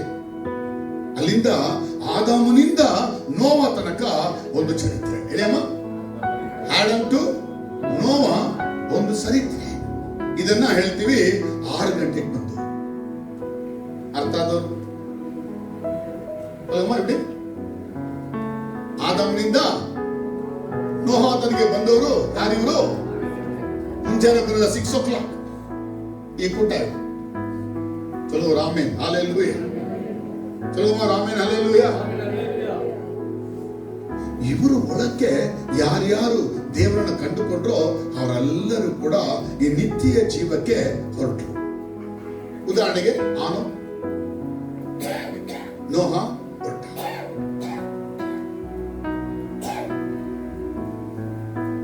ಆದರೆ ಆ ಲೋಕದಲ್ಲಿ ಪ್ರಳಯ ಉಂಟಾಗಿ ಬಹುಪಾಲು ಜನಗಳು ನಾಶ. ನೋವನ ಸಂತಿದ್ರು ನಾಶ ಆದ್ರು, ಸೇತದಿಂದ ನಾಶ ಆದ್ರು, ಕಾಯಿಸದ ನಾಶ ಆದ್ರು. ಕೆಲವರು ಮಾತ್ರವೇ ಆ ದೇವರ ಯೋಜನೆಗೆ ಹೋದ್ರು. ಈಗ ದೇವರು 9 ಗಂಟೆ ಕರೆದ. ಯಾರನ್ನ ಕರೆದ ಅಂತ? ನೋವನಿಂದ ಮೋಶೆ ತನಕ 9 ಗಂಟೆ ಕೊಟ್ಟ. ಹೇಳಿ, ನೋವನಿಂದ ಮೋಶೆ. ಆಬ್ರಹಂ ಬರಲ್ಲ ಇಲ್ಲಿ. ಹೇಳಿಯಮ್ಮ, ನಲ್ಲ ಇಲ್ಲಿಗೆ ಒಂದು ಸ್ವಲ್ಪ ಪಗಲ ತಾನು చెప్పింది 9 ಗಂಟೆ ಕೂಟ ಯಾರು? ನೋವಾ ಟು ಮೋಸಸ್. 9 ಗಂಟೆಗೆ ಬಂದು ಈ ಮಧ್ಯದಲ್ಲಿ ದೇವರು ಬಹಳ ಮಂದಿಯನ್ನ ತನ್ನ ರಾಜ್ಯಕ್ಕೆ ನಿತ್ಯತ್ವಕ್ಕೆ ಬರಬೇಕಂತ ಕರೆದ. ಪರಲೋಕಕ್ಕೆ ದೇವರು ಕರೆಯಕ್ಕಿಲ್ಲ. ಟೈಮ್ ಬೀಂಗ್ ಪರಲೋಕನೇ ದೇವರ ರಾಜ್ಯ ಆಗಿರ್ಬೋದು, ಆದ್ರೆ ನಮ್ಮ ಪರಲೋಕದಲ್ಲಿ ನಿರಂತರವಾಗಿ ಇರಕ್ಕಿಲ್ಲ. ನಿರಂತರ ರಾಜ್ಯ ಹೊಂದಿದೆ, ಅದನ್ನ ದೇವರು ಮಾಡ್ತಾ ಇದ್ದಾನೆ. ಅಬ್ರಹಾಮನು ಕೂಡ ಭೂಮಿಯಲ್ಲಿ ಯಾಕೆ ಮನೆ ಕಟ್ಟಿಲ್ಲ ಅಂತ ಹೇಳಿದ್ರೆ, ದೇವರ ಕೈಯಿಂದ ಕಟ್ಟುವ ಪಟ್ಟಣವನ್ನು ಎದುರು ನೋಡ್ತಾ ಇದ್ದ. அபிரகாம் எதற்காக பூமியில வீடு கட்டலன்னு சொன்னா, தேவன் கையால கட்டுகிற அந்த பட்டணத்தை அவன் எதிர்பார்த்தான். அந்த பட்டணம் எது? ಪರಲೋಕ ಅಲ್ಲ. ಯೇಸು ಹೇಳಿದ್ರಲ್ಲ, ನಮ್ಮ ತಂದೆ ಮೇಲೆ ಬಹಳ ಬೆಡಗಳಿವೆ, ನಾ ಸಿದ್ಧ ಮಾಡ್ತೀನಿ ಅಂತೇಳಿ. ಅದನ್ನೇ ಅಬ್ರಹಾಮ ಕಂಡಿತ್ತು. ನಿತ್ಯತ್ವಕ್ಕಾಗಿ ಅಬ್ರಹಾಮ ಭೂಮಿಯಲ್ಲಿ ಗುಡಾರದಲ್ಲೇ ವಾಸ ಮಾಡಿದ. சொல்லுங்க மணிக்கா, எப்படி? இட்டர்னிட்டிக்காக ஆபிரகாம் கூடாரத்தில் வாசம். ರಂಗಮ್ಮ ಹೇಳಿ, ನಿತ್ಯತ್ವಕ್ಕಾಗಿ ಅಬ್ರಹಾಮ ಗೂಢಾರಗಳಲ್ಲಿ ವಾಸ. ನೋವನಿಂದ ಮೋಶೆ ತನಕ 9 ಗಂಟೆಗೆ ಬಂತು. ಈಗ ಮೋಶೆಯಿಂದ ಈಗ ದಾವಿದನ ತನಕ 12 ಗಂಟೆಗೆ ಬಂತು. ಮೋಶೆಯಿಂದ ದಾವಿದ್, ಯಾಕಂದ್ರೆ ದಾವಿದ ಅಂತ ಮತ್ತೆ ಚೇಂಜ್ ಆಗ್ತದೆ. ಮೋಸಸ್ ಎಲ್ಲಿ ಚೇಂಜ್ ಆಗುತ್ತೆ ಅಂದ್ರೆ ದಾವಿದ ಚೇಂಜ್ ಆಗುತ್ತೆ. ಯಾಕಂದ್ರೆ ದಾವಿದನಿಗೆ ನಿನ್ನ ಮುಖಾಂತರ ರಾಜ್ಯನು ಬರುವನೆಂಬುದಾಗಿರ್ತದೆ. ಅದಕ್ಕೆ ಅಲ್ಲಿ ಚೇಂಜ್ ಆಗ್ತದೆ. ಬೈಬಲ್ ಹಿಸ್ಟ್ರಿಗಳು ಈ ಕಡೆ ಆ ಕಡೆ ಈ ಕಡೆ ನಾವು ನೋಡಿ ತಿಳ್ಕೋಬೇಕು. ಇಲ್ಲಾಂದ್ರೆ ಒಂದೇ ಹಿಸ್ಟ್ರಿ ಹೇಳ್ತಾ ಇರ್ತೀವಿ ನಾವು. ಇಲ್ಲಿ ಮೋಶೆಯಿಂದ ದಾವಿ ತನಕ ಒಂದು ಚರಿತ್ರೆ. ಅದು ಕಾಲ ಅಷ್ಟು 12 ಗಂಟೆ. ಈ ಕಾಲದಲ್ಲಿ ಕೂಡ ಅನೇಕರನ್ನು ಏನ್ ಮಾಡ್ದ, ತನ್ನ ರಾಜ್ಯಕ್ಕೆ ಕರ್ಕೊಟ್ಟ. ಕೆಲಸಕ್ಕೆ ಕರೆದ, ಬನ್ನಿ ಅಂತ. ಅವ್ರಿಗೆಲ್ಲ ಕೂಲಿ ಕೊಟ್ಟನ ದೇವರು? ಇನ್ನೂ ಕೊಟ್ಟಿಲ್ಲ. ಚಲೋ, ಯಾರಿಗೂ ಕೂಲಿ ಕೊಟ್ಟಿಲ್ಲ. ಯಾರಿಗೂ ಕೂಲಿ ಕೊಡ್ತ ಹೆಂಗಿರ್ಕಂಗ ಎಲ್ಲ ಅಂಟೆ ಇರ್ಕ್ರಾಂಗೋ ಪರಲೋಕದಲ್ಲಿ ಇರ್ಕ್ರಾಂಗೋ, ಇನ್ನೂ ಕೂಲಿ ಕೊಡ್ತಿಲ್ಲ. ನಾ ಹೇಳಿದ ದಿನಾರೇನು ಇಟರ್ನಿಟಿ, ನಿತ್ಯತ್ವ ಇನ್ನೂ ಕೊಟ್ಟಿಲ್ಲ ಯಾರಿಗೂ. ಎಲ್ಲರೂ ಕೂಡ ಇದ್ದಾರೆ. ಎಲ್ಲಿದ್ದಾರೆ? ಪರಲೋಕದಲ್ಲೇ ಇದ್ದಾರೆ. ಆದ್ರೆ ಎಲ್ಲಿದ್ದ? ரொம்ப கஷ்டமா இருக்குல்ல பைபிள். ஈஸி சொல்லுங்க, ಈಸಿ. ಕೊಂಚ ಕತ್ಕರು ಸರಿ ಹೇಳ್ತೀಮ್ಮ. ಎಲಿಯ ಎಲ್ಬೋದಂತ ಎಲಿ ಹೆಂಗ ಪೋಣಂಟ ಪರಲೋಕ யானுக்கு எங்க போனான்ட்டு என்னம்மா பரலோகம் இருக்குது. ஆணுக்கும் ದೇವ್ರು ಕರ್ಕೊಂಡು ಹೋದಂತಿದೆ. ಹೆಂಗಂತ சொல்லல. ಎಲಿಯ ಎಲ್ಬೋದಂದ್ರೆ ಪರಲೋಕ ಅಂತಿದೆ. ಪರಲೋಕ ಎಂದ ಪರಲೋಕ? ಯೇಸು ಹೇಳ್ತಾನೆ, ಪರಲೋಕದಿಂದ ಇಳಿದು ಬಂದವನು, ಪರಲೋಕಕ್ಕೆ ಏರಿ ಹೋದವನು ಮನುಷ್ಯ ಕುಮಾರನೇ ಹೊರತು ಬೇರೆ ಯಾರು ಹೋಗಿಲ್ಲ. ಆದ್ರೆ ಯೇಸು ಹೇಳೋ ಪರಲೋಕ ಯಾವುದು? இயேசு சொல்றாரு, வானத்தில் இறங்கி வந்தவரும் இந்த பூமியிலிருந்து வானத்துக்கு ஏறி போனவரும் வேற யாரும் இல்ல, அவர் மனுஷத்துக்குமான இயேசு மாத்திரத்தான். அப்படி இயேசு எங்கிருந்து வந்தாரு? அது எந்த பரலோகம் இல்ல, ಅದು ಪಿತಾಗೆ ಫಾದರ್ ಹೇಳಿದ್ದಾರೆ, ಅಲ್ಲಿಂದ ಬಂದ. ತಂದೆಯ ಹೃದಯವನ್ನು ಬಲ್ಲವರು, ತಂದೆಯನ್ನು ಮುಖ ನೋಡಿದವರು, ನನ್ನ ಹೊರತು ಬೇರೆ ಯಾರಿಲ್ಲ ಅಂತ ಹೇಳಿದ್ರೆ ಪರಲೋಕದಲ್ಲಿ ಅನೇಕ ಭಾಗಗಳಿದೆ. ಅಲ್ಲಿ ತಂದೆ ಇದ್ದಾನಲ್ಲ, ತಂದೆಯ ಸ್ಥಳದಿಂದ ಬಂದವರು. ಅದು ಎಲ್ಲಿದ್ದಾನೆ ಅಂತ ಆನು ಕೈದಂತ, ಅದು ಬೇರೆ ಕಡೆ. ಆಮೇಲೆ ಇಲ್ಲಿಂದ ಭೂಮಿಯಿಂದ ಹೋಗಿರುವ ಜನಗಳೆಲ್ಲ ಎಲ್ಲಿದ್ದಾರೆ ಅಂತೇಳಿ, ಅದು ಕೂಡ ಪರಲೋಕದ ಸ್ಥಳ. ಎಲ್ಲದೂ ಬೈಬಲ್ ರೆಫರೆನ್ಸ್ ಇದೆ. ಸ್ಟೋರಿ ಎಲ್ಲ ಹೋಗೈತೆಲ್ಲ ಹೇಳ್ಬಿಟ್ರೆ ಕಾಣುತ್ತಾಗಲ್ಲ. ಹೇಳಿ ಸುದ್ದಿ ಕೊಡ ನಾವು ಇನ್ನ ಪುರಿತಿಲ್ಲ. ಇನ್ನೊಂದಿಗೆ ಮೋಸಸ್ಟು ದಾವಿದ. ಈಗ ದಾವಿದನಿಂದ ಯೇಸು ತನಕ ಒಂದು ಕಾಲಘಟ್ಟ, ಅದು 3 ಗಂಟೆ. ದಾವಿದ್ದು ಜೀಸಸ್. ಆ ಕಾಲಘಟ್ಟದಲ್ಲಿ ಕೂಡ ದೇವರು ಅನೇಕರನ್ನು ಕರೆದ. ಯಾಕಂದ್ರೆ ಅದು ರಾಜರ ಕಾಲ. ಹೇಳಿ ಅಮ್ಮ, ದಾವಿದ್ ರಾಜ ಕಾಲ ಇರಲಿಲ್ಲ, ಯೇಸು ವರವರಿಗೆ ರಾಜ ಕಾಲ. ಅದು ನಾನು ಚರಿತ್ರೆ ಪ್ರೀತಿಸ್ತಾನೆ ಅರ್ಥ ಆಗಿಲ್ಲ. ಚರಿತ್ರೆ ಅಲ್ಲಿ ಭಾವಿಸ್ತಾರೆ. ದಾವಿದರಿಂದ ಯೇಸು ತನಕ ರಾಜ್ಯರು ಆಳುವ ಕಾಲ ಅಂತ. ಅಲ್ಲಿ ಅನೇಕರನ್ನು ದೇವರು ಕರೆದ. ಯಾರು ಬಂದ್ರು, ಕೆಲಸ ಮಾಡಿದರೆ ಕೂಲಿ ಕೊಟ್ಟಿಲ್ಲ. ಸಲಮ ಇವ್ರ ಮೇಲೆ ಹೇಳ್ತಾರ, ನಾವು ಕೆಲಸ ಮಾಡಿದ್ವಿ ಕೂಲಿ ತಗೊಳ್ತೀವಿ, ಕೆಲಸ ಮಾಡಿ ತಗೊಳ್ತೀವಿ. ನೋಡೋಣ ಈಗ ಯಾರು ಕೂಲಿ ತಗೋಬೇಕು, ಕೂಲಿ ತಗೋಬಾರ್ದು. ಇದಕ್ಕೆ ಹೇಳ್ತಾರೆ, ನಾವು ಕೆಲಸ ಮಾಡಿದ್ವಿ ಫಸ್ಟ್ ಕೂಲಿ ಕೊಟ್ಟಿಲ್ಲ. ಹಂಗೆ ತಾನೇ ಹೇಳಿದ್ದೆವು, ரொம்ப வேலை செய்திருக்கிற கூலியை கொடுத்தல, கூலி வாங்கலாமா வாங்க கூடாதா? வாங்கணும் பார்க்கலாம் என்ன புரிஞ்சுங்களா? ಕಷ್ಟವಾಗದಾ? So easy. ಈಗ 3 ಗಂಟೆಯಿಂದ 5 ಗಂಟೆಗೆ ಬಂದ್ರಲ್ಲ, ಅದ್ಯಾವ ಜೀಸಸ್ ಇಂದ ಇಲ್ಲಿ ತನಕ, ನಮ್ ತನಕ ಅದಲ್ಲಮ್ಮ. இயேசு காலத்துல இருந்து இது வரைக்கும் 5 மணி சொல்லுமா, 2000 ಇಯರ್ಸ್ ಚಿಕ್ಕದಾಗಿರೋ ತುಂಬಾ ದೊಡ್ಡ. ಯಾಕಂದ್ರೆ ಬಹಳ ಜನ ಪರಲೋಕಕ್ಕೆ ಹೋಗಲ್ಲ. ನಾವು 40 ವರ್ಷದಲ್ಲ, ಪರಲೋಕದಲ್ಲಿ ಗ್ರೇಟ್ ಮಲ್ಟಿಟ್ಯೂಡ್ ಆಫ್ ಪೀಪಲ್ ಇದ್ದಾರೆ. All religion, all cost, Creed, colours ಎಲ್ಲರೂ ಇದ್ದಾರೆ ಅಲ್ಲಿ. ಅದಕ್ಕೆ ದೊಡ್ಡ ಕೂಟ. ಯೇಸುವಿನ ಇಲ್ಲಿ ತನಕ 5 ಗಂಟೆಗೆ ಬಂದವರು. ನನಗೆ ಪರಿಚಯ. ಆದಾಮನಿಂದ ನೋವಾ, ನೋವನಿಂದ ಮೋಶೆ, ಮೋಶೆಯಿಂದ ದಾವಿದ, ದಾವಿದನಿಂದ ಯೇಸು, ಯೇಸುವಿಂದ ಇಲ್ಲಿ ತನಕ ಬಂದ್ಬಿಡ್ತಾ. ಯಾಕಂದ್ರೆ 5 ರೀತಿಯಾದ ಕೂಲಿಗಾರರು ಅಲ್ಲಿ ಬಂದಿದ್ರು ಕೆಲಸಕ್ಕೆ. ಈಗ ಅವ್ರಿಗೆಲ್ಲ ಕೂಲಿ ಕೊಡಬೇಕು ಅಲ್ವಾ? ಅದಕ್ಕೆ ಮುಂಚೆ ಸ್ವಲ್ಪ ಏನೆಲ್ಲ ಬ್ಯಾಕ್ ಗ್ರೌಂಡ್ ಹೇಳಕ್ ಇಷ್ಟ, ಇಂಟ್ರೆಸ್ಟ್ ಬ್ಯಾಕ್ ಗ್ರೌಂಡ್ ಕೇಳಬೇಕು. ಏನಂದ್ರೆ ಬ್ಯಾಕ್ ಗ್ರೌಂಡ್ ತಿಳಿಯೋಣ. ಇಸ್ರೇಲ್ ಹೆಂಗ್ ಮಾಡ್ತಾರೆ, ಇಸ್ರೇಲ್ ಯಾವ ರೀತಿ ಇದೆಲ್ಲ ಮಾಡ್ತಾರೆ, ಕೂಲಿ ಕೆಲಸಕ್ಕೆ ಯಾಕೆ ಬರಬೇಕು ಜನ? ಒಂದು ನಂಬರ್ 1, ದ್ರಾಕ್ಷ ತೋಟ ಕುಯ್ಲು ಬಂದು ಬೇಗ ಆಗಬೇಕು. ಹಣ್ಣು ಗಿಡದ ಗಟ್ಟಿ ಇರ್ತದೆ, ಆಗ ತೆಗಿಬಿಡ್ಬೇಕು. ಅದನ್ನ ಮೆತ್ತಿಗೆ ಆಗ್ಬಿಟ್ಟಾರೆ ಅಂತಂದ್ರೆ ಕೆಳಗೆ ಬಿದ್ದೋದ್ರೆ ಮತ್ತೆ ಬರಕ್ಕಾಗಲ್ಲ, ಎಲ್ಲ ಹಣ್ಣಾಗುತ್ತೆ, ಒಡೆದು. ದ್ರಾಕ್ಷೆ ಪಳ ಗಟ್ಟಿ ಆಗೋದು ನೆನಪಣ್ಣು ಹುಡುಗಿ ವೆಕ್ಕಿನೋ ನಾವ್ ಏನಾರ ನಾವು ಹುಟ್ಟಿದ ಅಡಲಿ ಪಳದಿರ್ಸಿನ ಅದು ಕೀழே வந்துரும், கீழே வந்து எடுக்க முடியாது. அதான் என்ன பண்ண இஸ்ரேல் மக்கள் என்ன பண்ணுவாங்கன்னா, அந்த கெட்டி இருக்கும் போது பழம் ஆயிடுச்சு ஆக போதுன்னா அது ஒரு 2 days 3 days வச்சிடணும். அதனால தான் இங்க 5 ಟೈಮಲ್ಲಿ ಬಂದು ಕೆಲಸಗಾರನ ಹುಡುಕಿತ್ತು, ಬೇಗ ಕೂಲಿ ಆಗ್ಬೇಕು. ಯಾಕಂದ್ರೆ ಬಿಸಿಲು ಗಾಳಿ, ಅಲ್ಲಿ ಬಿಸಿಲು ತುಂಬಾ ಇದೆ, ಗಾಳಿ ಇದೆ, ತಿಡಿಯಿಂದ ಮಳೆ ಬಂದ್ಬಿಟ್ಟು ಇಸ್ರಾಯೇಲಲ್ಲಿ. ಆ ಘನ ಬಂದ್ರೆ ಈ ಹಣ್ಣುಗಳೆಲ್ಲ ನಾಶ ಆಗುತ್ತೆ. ಅದಕ್ಕಾಗಿನೇ ಕುಯ್ಲನ್ನ ಅಲ್ಲಿ ಬೇಗ ಮಾಡ್ತಾರೆ. ಎಲ್ಲ ಪುರಿಜಿಗಳ ಬಾಸ್ ಹಾರ್ವೆಸ್ಟಿಂಗ್ ಇಮ್ಮಿಡಿಯೇಟ್ ಆಗಬೇಕು, ಬೇಗ ಆಗಬೇಕು. ಅದಕ್ಕೆ ಹೆಚ್ಚು ಕೆಲಸಗಾರರು ಬೇಕು. ಅದಕ್ಕೆ ಯಜಮಾನ ಮಾಡ್ದ, ಕಾಲ ಕಾಲಕ್ಕೆ ಬೇಕಾದಂಗೆ ನೋಡ್ಬಿಟ್ಟು ಟೈಮ್ ತಕ್ಕಂತೆ ಹೋಗ್ಬಿಟ್ಟು ಬೇಗ ಕುಯ್ಲು ಆಗ್ಬಿಟ್ಟೇಳಿ ಕುಯ್ಲು ಮಾಡ್ತಾರೆ. ಆದರೆ ಎಲ್ಲ 5 ಕಾಲ ಕುಯ್ಲುಗಳು ಆಗಿದೆ. ಅವರೆಲ್ಲ ಕೆಲಸ ಮಾಡೋದು, ಕುಯ್ದಾರೆ. ಚೆನ್ನಾಗಿ ಅರ್ಥ ಆಯ್ತು. ದ್ರಾಕ್ಷ ತೋಟ ಹೋಗಿ ಕೆಲಸ ಮಾಡೋ ಕೆಲಸಗಾರರು ಯಾರು? ಯೇಸು ಸ್ವಾಮಿ ಸಾಮ್ಯ ಹೇಳುವಾಗ ರೋಮ ಸರ್ಕಾರವು ಈ ಪ್ಯಾಲೆಸ್ತೀನ್ ದೇಶವನ್ನು ಆಳ್ತಾ ಇತ್ತು, ಭೂಮಿನ ಆಳ್ತಾ ಇತ್ತು.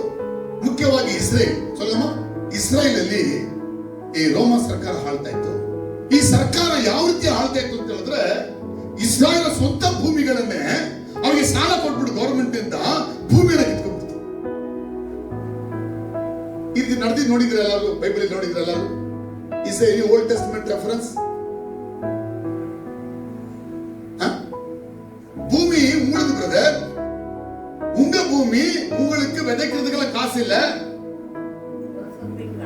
அதுக்கு என்ன பண்ணீங்க? கவர்மெண்ட், வெரி குட், கவர்மெண்ட் என்ன பண்ணீங்க? பணம் லோன் கொடுக்கீங்க, லோன் கொடுத்தாங்க, எல்லாம் பண்ணீங்க. ஆனா கட்டுறது உங்களுக்கு முடியல. பூமி என்னாச்சு? கவர்மெண்ட் கட்டுச்சு. அம்மா கரெக்டா சொன்னாங்க. யோசேஃப் ಕಾಲದಲ್ಲಿ ನಡೆದ ಸಂಭವ ಏನು? ಯೋಸೇಫ್ ದೊಡ್ಡ ಜ್ಞಾನಿ, ತುಂಬಾ ಒಳ್ಳೆಯವನು. ಆದರೆ ತನ್ನ ರಾಜ್ಯವನ್ನು ಕಟ್ಟುವ ಕಾಲದಲ್ಲಿ ರೈತರುಗಳಿಗೆ ಅವನು ಏನ್ ಮಾಡ್ದ ಅಂದ್ರೆ ಬೆಳೆ ಕೊಟ್ಟ, ಎಲ್ಲನೂ ಕೊಟ್ಟ. ಆದರೆ ಕಟ್ಟಕ್ಕಾಗಿರುವಾಗ ಅವರ ಭೂಮಿಗಳನ್ನ ಅವನು ವಶ ಮಾಡ್ಕೊಂಡ. ಅದಕ್ಕೆ ಕೆಲವರು ಹೇಳ್ತಾರೆ ಯೋಸೇಫ್ ಒಂದು ಅದು ತಪ್ಪು ಅಂತ ಹೇಳ್ತಾರೆ. ಒಬ್ಬ ಮನುಷ್ಯನ ತಪ್ಪಿರ್ಬಿಡ್ತಾನೆ. ಹೇಳಿದ್ರ இல்லப்பா என்ற ஒரு தப்போ இல்லைனாக்கா அப்புறம் கடவுளை எடுக்கணும் இல்லையம்மா. நம்ம மனுஷன் எடுத்து சின்ன தப்பாது பண்ணுவோம். நம்ம பசங்க ஒன்று என்ன பண்றோம், ஒரு சின்ன தப்பாது பசங்க பண்றாங்க. நான் ದೊಡ್ಡವರಾಗಿ ದೇವರಿಗೆ ಮಕ್ಕಳು ತಾನೆ, ಒಂದು ಸಣ್ಣ ತಪ್ಪಾದ್ರು ಅದಕ್ಕೆ பயண போயிடாதீங்க சொல்லி ஃபர்ஸ்ட் ஒரு சின்ன படல இல்ல அப்படி சொல்லல. நம்மள ಮೆಚೂರ್ ಆಯ್ತು. சொல்லணும் ಹಾಲು ಕುಡಿಯೋರು ಅಲ್ಲ, ಗಟ್ಟಿಯಾದ ಆಹಾರ ಪಾನ ತಿಂದು ದೇಹವನ್ನ ಸಾಧನೆ ಮಾಡುವುದು. நம்ம பால் குடிக்கிறது இல்ல, எப்படி நம்ம நல்ல கெட்டியான ஆகாரங்களை சாப்பிட்டு நல்ல உடம்ப நல்ல வளர்ச்சி கொண்டு வரக்கூடிய. சொல்லுங்க ராமன், ரங்கம்மா சொல்லுங்க ராமன், நல்லா சத்தமா சொல்லுங்க ஹalleluya சொல்லுங்க பார்க்கலாம். ಅರ್ಥ ಆದರೂ ರೋಮ ಸರ್ಕಾರ ಅನ್ಯಾಯ ನೋಡಿ ಅವರೇ ಕೊಟ್ಟಿದ್ದು, ಅವರೇ ಟ್ಯಾಕ್ಸ್ ಮಾಡಿ ಅವ್ರ ಸಾಲ ತೀರಕ್ಕಾಗದಂತೆ ಕೊನೆಗೆ ಅವ್ರ ಭೂಮಿ ಎಲ್ಲ ತಗೊಂಡು ನೋಡಿ. ಜಗತ್ತಿನಲ್ಲಿ ಯಾರ ಭೂಮಿಯನ್ನ ಯಾವ ಸರ್ಕಾರ ತಗೋಬಹುದು, ಆದ್ರೆ ಇಸ್ರಾಯೇಲರಿಗೆ ದೇವರು ಕೊಟ್ಟಿರುವ ಕಾನಾನ್ ದೇಶದ ಅವರ ಸ್ವಂತ ಸ್ವತ್ತುಗಳನ್ನ ಅವ್ರು ಯಾರು ಕೂಡ ತಗೋಬಾರದು. ಅದು ಕಾನೂನು. ಎಪ್ಪಡಿ ಅರ್ಥ ಆಗ್ಲಿಲ್ಲ? 12 ಕುಲಗಳಿಗೂ ದೇವರು ಮಾಡಿದ ಕಾನಾನ್ ದೇಶವನ್ನ ಹಂಚಿಕೊಟ್ಟ. ಕಾನಾನ್ ದೇಶವನ್ನ 9 ಕುಲಗಳಿಗೆ ಒಳಗೆ ಕೊಟ್ಟ. ಇನ್ನು ಹೊರಗಡೆ ಯೋರ್ದಾನ್ ಪಕ್ಕದಲ್ಲಿ 2 ಕುಲಗಳಿಗೆ ಕೊಟ್ಟ. ನೆನಪಿದ್ದವರು ಕಾನಾನ್ ದೇಶದ ஆண்டவர் யோசுவா மூலமா கொடுக்கும்போது என்ன பண்ணாருன்னா 9 குலத்துக்கு 9.5 ட்ரைபுக்கு கானான் தேசத்துக்குள்ள கொடுத்தா. யோர்தான் நதி கிட்ட வந்து என்ன பண்ணாருன்னா 2 குலத்துக்கு கொடுத்தா. 2 ಕೇಕ್ಗಳ ರಾಜ ಕೊಟ್ಟ. ಯಾರು 2 ಕೇಕ್ಗಳ ರಾಜ? ಎಲ್ಲ ಎಲ್ಲ ಪಾರ್ಟಿ ಎಕ್ಸಾಮ್ ಕೇಳಿ என்ன பண்ணுவீங்க? 2 ಕೇಕ್ನ ಅಮ್ಮ ರೂಬನ್ ಕುಲ ಒಂದೇ ಅಲ್ಲ, 2 ಕುಲ ಹೇಳ್ಬೇಕು. என்ன ஏதோ ஒன்று சொல்ல. தாவீದ್ ಕಾಲದಲ್ಲಿ ಬೆಂಜಮಿನ್ ಹೆಂಗೆ ಮಾಡ್ತಾರೆ? ಇವಾಗ ಬೆಳೆಯಿದ್ದಾರೆ, ಒಳ್ಳೆದಾರೆ. ಕನ್ನಡ ಹೇಳಿ. ಗಾದ್, ಮನಸ್ಸೆ ಮತ್ತು ರೂಬೆನ್ ಅಲ್ಲ ಬಂದ್ರೆ ಕೊಡೋದು. ರಾಮೇನ್ ಹಲ್ಲೆಲೂಯ. ಇವರು ಯೋರ್ದಾನ್ ನದಿ ಹೊರಗಡೆ ಇದ್ರು, ಇವರೆಲ್ಲ 9 ಒಳಕ್ಕೆ ಇದ್ರು. ಹೆಂಗೆ ಈಗ 12 ಟ್ರೈಬ್ಗೆ ಭೂಮಿ ಕೊಟ್ಟಿದ್ದಾರೆ.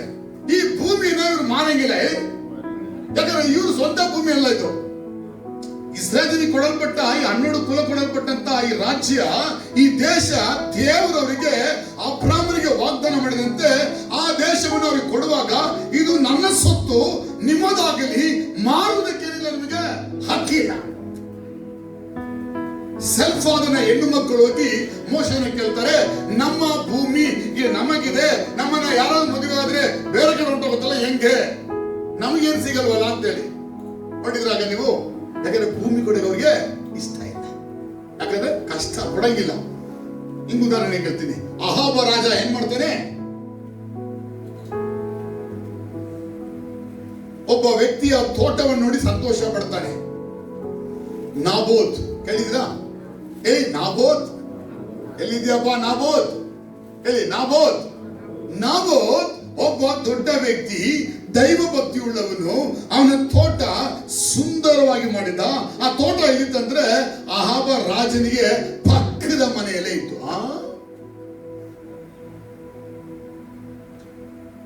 ಅಹಾಬ ರಾಜನ ಮನೆಯಲ್ಲಿ ತೋಟ ಇಲ್ಲ, ಹಂಗಿದ್ದು ನಾಬೋತ್ ತೋಟ. ಅವನೇನು ಮಾಡ್ದ, ಒಂದಿನ ನಾಬೋತ್ ಬಂದ, ಇದು ಹೆಂಗೋ ನಂದೇ, ಇದು ನಂದಕ್ಕೆ ಕೊಟ್ಬಿಟ್ಟಿದ್ದು, ನಿನಗೆ ಬೇಕಾದ್ರೆ ಭೂಮಿನ ಎಲ್ಲ ಕಡೆ ಬೇರೆ ಕಡೆ ಕೊಡ್ತೀನಿ, ಚೆನ್ನಾಗಿರೋದು ಕೊಡ್ತೀನಿ ಅಂತ ಹೇಳ್ತಾ. ಕೊಡ್ಬೋದು, ಕೊಡದೇನೆ ಹೋಗ್ಬೋದು. ಆಗ ನಾಬೋತ್ ಹೇಳ್ತಾನೆ, ಇಲ್ಲ, ಈ ತೋಟವನ್ನ ನಾನು ಕೊಡಲ್ಲ, ಇದು ನಮ್ಮ ಪಿತ್ರಾಜಿತರ ಹಿಡಿಯುವುದೇ. ನಾಬೋತ್ என்ன பண்ணான், தோட்டத்தை அகோபராஜ் கேட்க கொடுக்கல. ஏன் கொடுக்கலன்னு சொன்னா, அந்த ஆஸ்தி அவனுடைய தகப்பன் காலத்துல வந்தது, தேவன் வந்தது, அது விக்கிரோன்ட்டு வேதத்துல சொல்லப்படல. ಇಲ್ಲ ವಾಕ್ಯ ಇದೆ. ಯಾಜಕ ಕಾಂಡದಲ್ಲಿ ದೇವರು ಕೊಟ್ಟಂತ ಭೂಮಿಯನ್ನ ನೀವು ನಿಮ್ಮ ಕುಟುಂಬ ಅನುಭವಿಸುವುದೇ ವಿನಃ ಬೇರೆ ಕುಲಕ್ಕೂ ಕೊಡಂಗಿಲ್ಲ, ಬೇರೆ ಅನ್ಯರಿಗೂ ಮಾರಂಗಿಲ್ಲ. ಈಗ ಕುದುರಂಗ್ಲೆ ಹುಡ್ಕೋ ಹೌಸ್ ಮಾಡಿದ್ರ, ಹುಡ್ಕೋ ಹೌಸ್ ಗೌರ್ಮೆಂಟ್ ಬಿಡೋದು ಯಾಕೆ? ಮಾರಂಗಿಲ್ಲ. ತುಂಬ ಏನ್ ಮಾಡ್ತಾರೆ, ಈ ಅಕ್ಕಿ ಪಿಕ್ಕಿಗಳಿಗೆಲ್ಲ ದೊಡ್ಡ ದೊಡ್ಡ ಬಿಲ್ಡಿಂಗ್ ಕಟ್ಕೊಡ್ತಾರೆ, ಮಾರಂಗಿಲ್ಲ. ಅದೇ ಮಾಡ್ತಾರೆ, ಒಳಗೆ ಲೀಸ್ ಹಾಕೊಂಡು ನೋಡುತ್ತಾರೆ, ಅದ್ರಲ್ಲಿ ಆಕ್ಚುಲಿ ಮಾಡಂಗಿಲ್ಲ. ಅದ್ರಲ್ಲಿ ಇಸ್ರಾಯೇಲ್ ಏನ್ ಮಾಡ್ತಾರೆ ಅಂತ ಹೇಳಿದ್ರೆ, ನ್ಯಾಯಬದ್ಧವಾಗಿ ತಮ್ಮ ಭೂಮಿಯನ್ನು ಅವರು ಯಾರಿಗೂ ಮಾರ್ತಾ ಇದ್ದಿಲ್ಲ. ಅದಕ್ಕಾಗಿನ ಅಹಾಬ ಏನ್ ಮಾಡ್ತಾನೆ, ನಾಬೋತನ ಕೊಲೆನೇ ಮಾಡ್ಬಿಡ್ತಾನೆ. ಏನ ಬಂದ ಆಗಾಬ್ ರಾಜ ನಾಬೋತ ಕೊಲೆ செய்து அவன் பூமியை சொந்தமாக்கிக்கிறான்.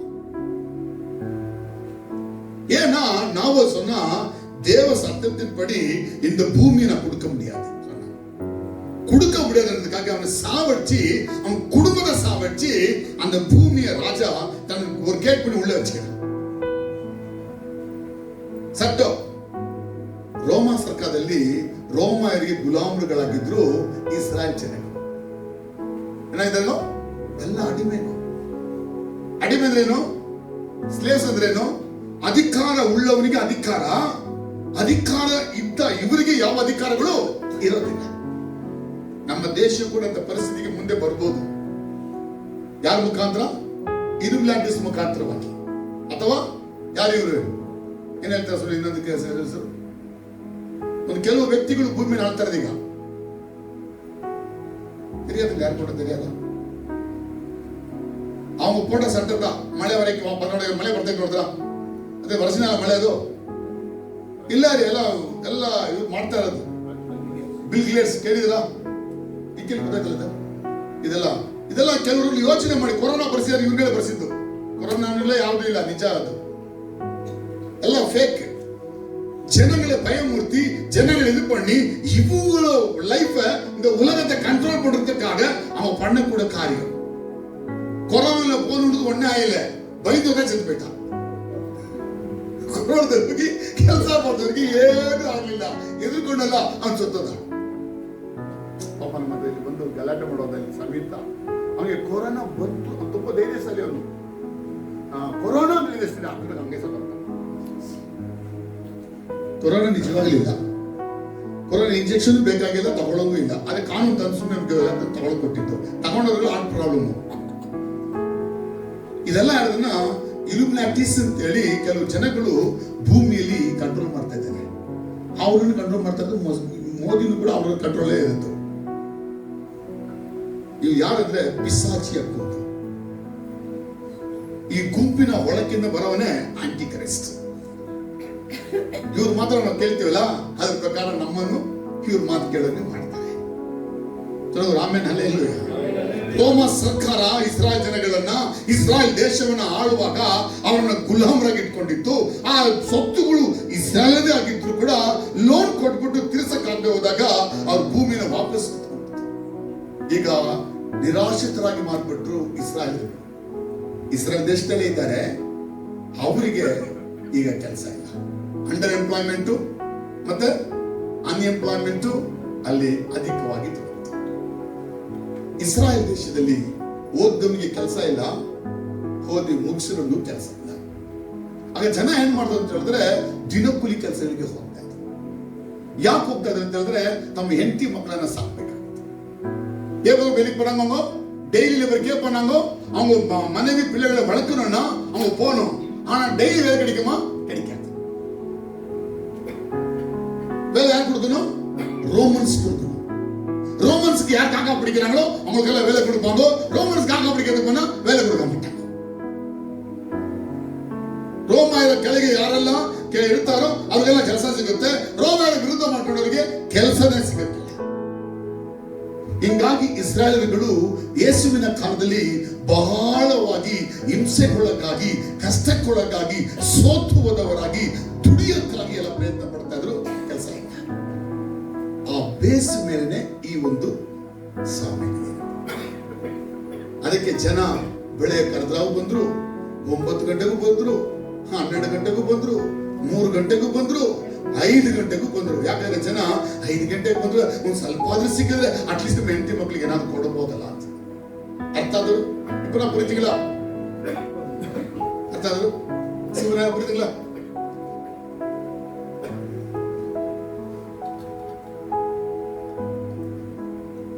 ಈ ರೀತಿನೇ ಯೇಸು ತನ್ನ ಜನಗಳನ್ನ ನೋಡಿ ಈ ಸಾಮ್ಯವನ್ನ ಅರ್ಥ ಮಾಡಲು ಪ್ರಯತ್ನಿಸಿದ.